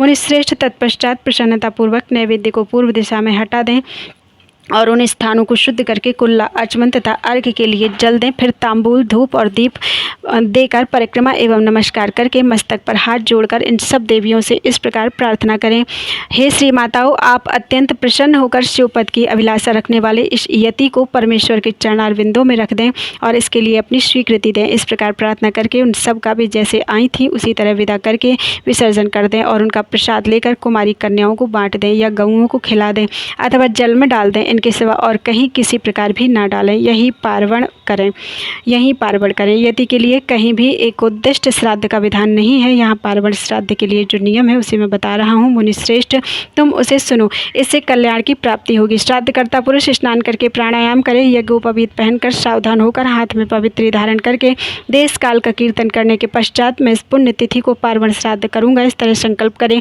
संकल्प के बाद उत्तर दिशा में आसन के लिए उत्तम कुश बिछाए, फिर जल का स्पर्श करें। उन आसनों पर दृढ़तापूर्वक उत्तम व्रत का पालन करने वाले 4 शिवभक्त ब्राह्मणों को बुलाकर भक्तिभाव से बिठाए। वे ब्राह्मण उपटन लगाकर स्नान किए होने चाहिए। उनमें से एक ब्राह्मण से कहें, आप विश्वदेव के लिए यहाँ श्राद्ध ग्रहण करने की कृपा करें। इसी तरह दूसरे से आत्मा के लिए, तीसरे से अंतरात्मा के लिए और चौथे से परमात्मा के लिए श्राद्ध ग्रहण करने की प्रार्थना करें। श्राद्धकर्ता यति श्रद्धा और आदर पूर्वक उन सब का यथोचित रूप से वर्ण करे। फिर उन सब के पैर धोकर उन्हें पूर्वाभिमुख बिठाए और गंध आदि से अलंकृत करके शिव के सम्मुख भोजन कराए। तदनंतर वहां गोबर से भूमि को लीप कर पूर्वाग्र कुश बिछाए और प्राणायाम पूर्वक पिंडदान के लिए संकल्प करके 3 मंडलों की पूजा करे। इसके बाद पहले पिंड को हाथ में लेकर आत्मने इमं पिंडम ददामी ऐसा कहकर उस पिंड को प्रथम मंडल में दे दें। तत्पश्चात दूसरे पिंड को अंतरात्मने इमं पिंडम ददामी कहकर दूसरे मंडल में दे दें। फिर तीसरे पिंड को परमात्मने इमं पिंडम ददामी कहकर तीसरे मंडल में अर्पित करें। इस तरह भक्ति भाव से विधिपूर्वक पिंड और कुशोदक दे। तत्पश्चात उठकर परिक्रमा और नमस्कार करें। तदनंतर ब्राह्मणों को विधिवत दक्षिणा दें। उसी जगह और उसी दिन नारायण बलि करें। रक्षा के लिए ही सर्वत्र श्री विष्णु जी की पूजा करें। श्री विष्णु जी की पूजा का विधान है, अतः विष्णु की महापूजा करें और खीर का नैवेद्य लगाएं। इसके बाद वेदों के पारंगत 12 विद्वान ब्राह्मणों को बुलाकर केशव आदि नाम मंत्रों द्वारा गंध पुष्प और अक्षत आदि से उनकी पूजा करें। उनके लिए विधिपूर्वक जूता छाता और वस्त्र आदि दें। अत्यंत भक्ति से भांति भांति के शुभ वचन कहकर उन्हें संतोष दें। फिर पूर्वाग्र कुशों को बिछाकर ओम भू स्वाहा, ओम भुवः स्वाहा, ओम शुभः स्वाहा ऐसा उच्चारण करके पृथ्वी पर खीर की बलि दें। मुनीश्वर, यह मैंने एकादशाह की विधि बताई, अब द्वादशाह की विधि बताता हूँ, आदर पूर्वक सुनो। अध्याय 22 पूरा हुआ। बोलो वृंदावन बिहारी लाल की जय। यति के द्वादशाह कृत्य का वर्णन, स्कंद और वामदेव का कैलाश पर्वत पर जाना तथा सूत जी के द्वारा इस संगीता का उपसंहार। स्कंद जी कहते हैं, वामदेव 12वें दिन प्रातःकाल उठकर श्राद्धकर्ता पुरुष स्नान और नित्य कर्म करके शिव भक्तों, यतियों अथवा शिव के प्रति प्रेम रखने वाले ब्राह्मणों को निमंत्रित करें। मध्याह्न काल में स्नान करके पवित्र हुए उन ब्राह्मणों को बुलाकर भक्तिभाव से विधिपूर्वक भांति भांति के स्वादिष्ट अन्न भोजन कराएं। फिर परमेश्वर के निकट बिठाकर पंचावरण पद्धति से उनका पूजन करें। तत्पश्चात मौन भाव से प्राणायाम करके देश काल आदि के कीर्तन पूर्वक महान संकल्प की प्रणाली के अनुसार संकल्प करते हुए अस्मद् गुरोरेह पूजाम करिष्ये, मैं अपने गुरु की यहाँ पूजा करूँगा, ऐसा कहकर कुशों का स्पर्श करें। फिर ब्राह्मणों के पैर धोकर आचमन करके श्राद्धकर्ता मौन रहे और भस्म से विभूषित उन ब्राह्मणों को पूर्वाभिमुख आसन पर बिठाएं। वहां सदाशिव आदि के क्रम से उन 8 ब्राह्मणों का बड़े आदर के साथ चिंतन करें, अर्थात उन्हें सदाशिव आदि का स्वरूप माने। मुनि अन्य 4 ब्राह्मणों का भी 4 गुरुओं के रूप में चिंतन करें। 4 गुरु ये हैं: गुरु, परम गुरु, परात्पर गुरु और परमेष्ठी गुरु। परमेष्ठी गुरु का उनमें उमा सहित महेश्वर की भावना करते हुए चिंतन करें। अपने गुरु का नाम लेकर ध्यान करें। उन सब के लिए इदमासनम ऐसा कहकर पृथक पृथक आसन रखें। आदि में प्रणव, बीच में द्वितीयांत गुरु और अंत में आवाहयामि नमः बोलकर आवाहन करें। यथा ओम अमुक नामानाम गुरुम आवाहयामि नमः, ओम परम गुरु आवाहयामि नमः, ओम परात्पर गुरुम आवाहयामि नमः, ओम परमेष्ठी गुरुम आवाहयामि नमः। इस प्रकार आवाहन करके अर्घोदक यानी अर्घ्य में रखे हुए जल से पाद्य आचमन और अर्घ्य निवेदन करें। फिर वस्त्र, गंध और अक्षत देकर ओम गुरुवे नमः इत्यादि रूप से गुरुओं को तथा ओम सदाशिवाय नमः इत्यादि रूप से 8 नामों के उच्चारण पूर्वक 8 अन्य ब्राह्मणों को सुगंधित फूलों से अलंकृत करें। तत्पश्चात धूप दीप देकर कृतमिदम सकलम आराधनम संपूर्णमस्तु, की गई यह सारी आराधना पूर्ण रूप से सफल हो, ऐसा कहकर खड़ा होकर नमस्कार करें। इसके बाद केले के पत्तों को पात्र रूप में बिछाकर जल से शुद्ध करके उन पर शुद्ध अन्न, खीर, पुआ, दाल और साग आदि व्यंजन परोसकर केले के फल, नारियल और गुड़ भी रखें। पात्रों को रखने के लिए आसन भी अलग अलग दें। उन आसनों का क्रमशः प्रोक्षण करके उन्हें यथास्थान रखें। फिर भोजन पात्र का भी प्रोक्षण एवं अभिषेक करके हाथ से उसका स्पर्श करते हुए कहें, विष्णु हव्यमिदम रक्षस्व, हे विष्णु इस हविष्य को आप सुरक्षित रखें। फिर उठकर उन ब्राह्मणों को पीने के लिए जल देकर उनसे इस प्रकार प्रार्थना करें, सदाशिवादयो में प्रीता वरदा भवन्तु, सदाशिव आदि मुझ पर प्रसन्न हो, अभीष्ट वर देने वाले हों। इसके बाद ये देवा आदि मंत्र का उच्चारण करके अक्षत सहित इस अन्न का त्याग करें। फिर नमस्कार करके उठें और सर्वत्राकृतमस्तु ऐसे कहकर ब्राह्मण को संतुष्ट करके गणानाम त्वा इस मंत्र का पहले पाठ करके 4 वेदों के आदि मंत्रों का, रुद्राध्याय का, चमकाध्याय का, रुद्र सूक्त का तथा सद्देव जातादि 5 ब्रह्म मंत्रों का पाठ करें। ब्राह्मण भोजन के अंत में भी यथासंभव मंत्र बोलें और अक्षत छोड़ें। फिर आचमन आदि जल दें। हाथ पैर और मुंह धोने के लिए भी जल अर्पित करें। आचमन के पश्चात सब ब्राह्मणों को सुखपूर्वक आसनों पर बिठाकर शुद्ध जल देने के अनंतर मुख शुद्धि के लिए यथोचित कपूर आदि से युक्त तांबूल अर्पित करें। फिर दक्षिणा, चरण पादुका, आसन, छाता, व्यजन, चौकी और बांस की छड़ी देकर परिक्रमा और नमस्कार के द्वारा उन ब्राह्मणों को संतुष्ट करें तथा उससे आशीर्वाद ले पुनः प्रणाम करके गुरु के प्रति अविचल भक्ति के लिए प्रार्थना करें। तत्पश्चात विसर्जन की भावना से कहें, सदाशिवादयः प्रीता यथा सुखम गच्छन्तु। सदाशिव आदि संतुष्ट हों, सुखपूर्वक यहाँ से पधारें। इस प्रकार विदा करके दरवाजे तक उनके पीछे पीछे जाएं, फिर उनके रोकने पर आगे न जाकर लौट आएं। लौटकर द्वार पर बैठे हुए ब्राह्मणों, बंधुजनों, दीनों और अनाथों के साथ स्वयं भी भोजन करके सुखपूर्वक रहें। ऐसा करने से उसमें कहीं भी विकृति नहीं हो सकती है। सब सत्य है और बारंबार सत्य है। इस प्रकार प्रतिवर्ष गुरु की उत्तम आराधना करने वाला शिष्य इस लोक में महान भोगों का उपभोग करके अंत में शिवलोक को प्राप्त कर लेता है। मुने, यह साक्षात भगवान शिव का कहा हुआ उत्तम रहस्य है जो वेदांत के सिद्धांत से निश्चित किया गया है। तुमने मुझसे जो कुछ सुना है उसे विद्वान पुरुष तुम्हारा ही मत कहेंगे। अतः यति इसी मार्ग से चलकर शिवो हम अस्मि, मैं शिव हूँ, इस रूप में आत्मस्वरूप शिव की भावना करता हुआ शिव रूप हो जाता है। सूत जी कहते हैं, इस प्रकार मुनीश्वर वामदेव को उपदेश देकर दिव्य ज्ञानदाता गुरु देवेश्वर कार्तिकेय पिता माता के सर्वदेव वंदित चरणारविंदों का चिंतन करते हुए अनेक शिखरों से आवृत शोभाशाली एवं परम आश्चर्यमय कैलाश शिखर को चले गए। श्रेष्ठ शिष्यों सहित वामदेव भी मयूर वाहन कार्तिकेय को प्रणाम करके शीघ्र ही परम अद्भुत कैलाश शिखर पर जा पहुँचे और महादेव जी के निकट जाकर उन्होंने उमा सहित महेश्वर के मायानाशक मोक्षदायक चरणों का दर्शन किया। फिर भक्तिभाव से अपना सारा अंग भगवान शिव को समर्पित करके वे शरीर की शुद्धि भुलाकर उनके निकट दंड की भांति पड़ गए और बारंबार उठ उठकर नमस्कार करने लगे।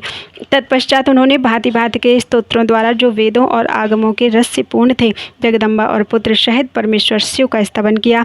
इसके बाद देवी पार्वती और महादेव जी के चरणारविंद को अपने मस्तक पर रखकर उनका पूर्ण अनुग्रह प्राप्त करके वे वहीं सुखपूर्वक रहने लगे। तुम सभी ऋषि भी इसी प्रकार प्रणव के अर्थभूत महेश्वर का तथा वेदों के गोपनीय रहस्य, वेद सर्वस्व और मोक्षदायक तारक मंत्र ओमकार का ज्ञान प्राप्त करके यहीं सुख से रहो तथा विश्वनाथ जी के चरणों में सायुज्य रूपा अनुपम एवं उत्तम मुक्ति का चिंतन किया करो। अब मैं गुरुदेव की सेवा के लिए बद्रिकाश्रम तीर्थ को जाऊँगा।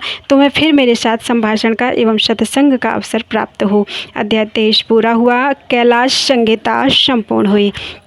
बोलो वृंदावन बिहारी लाल की जय।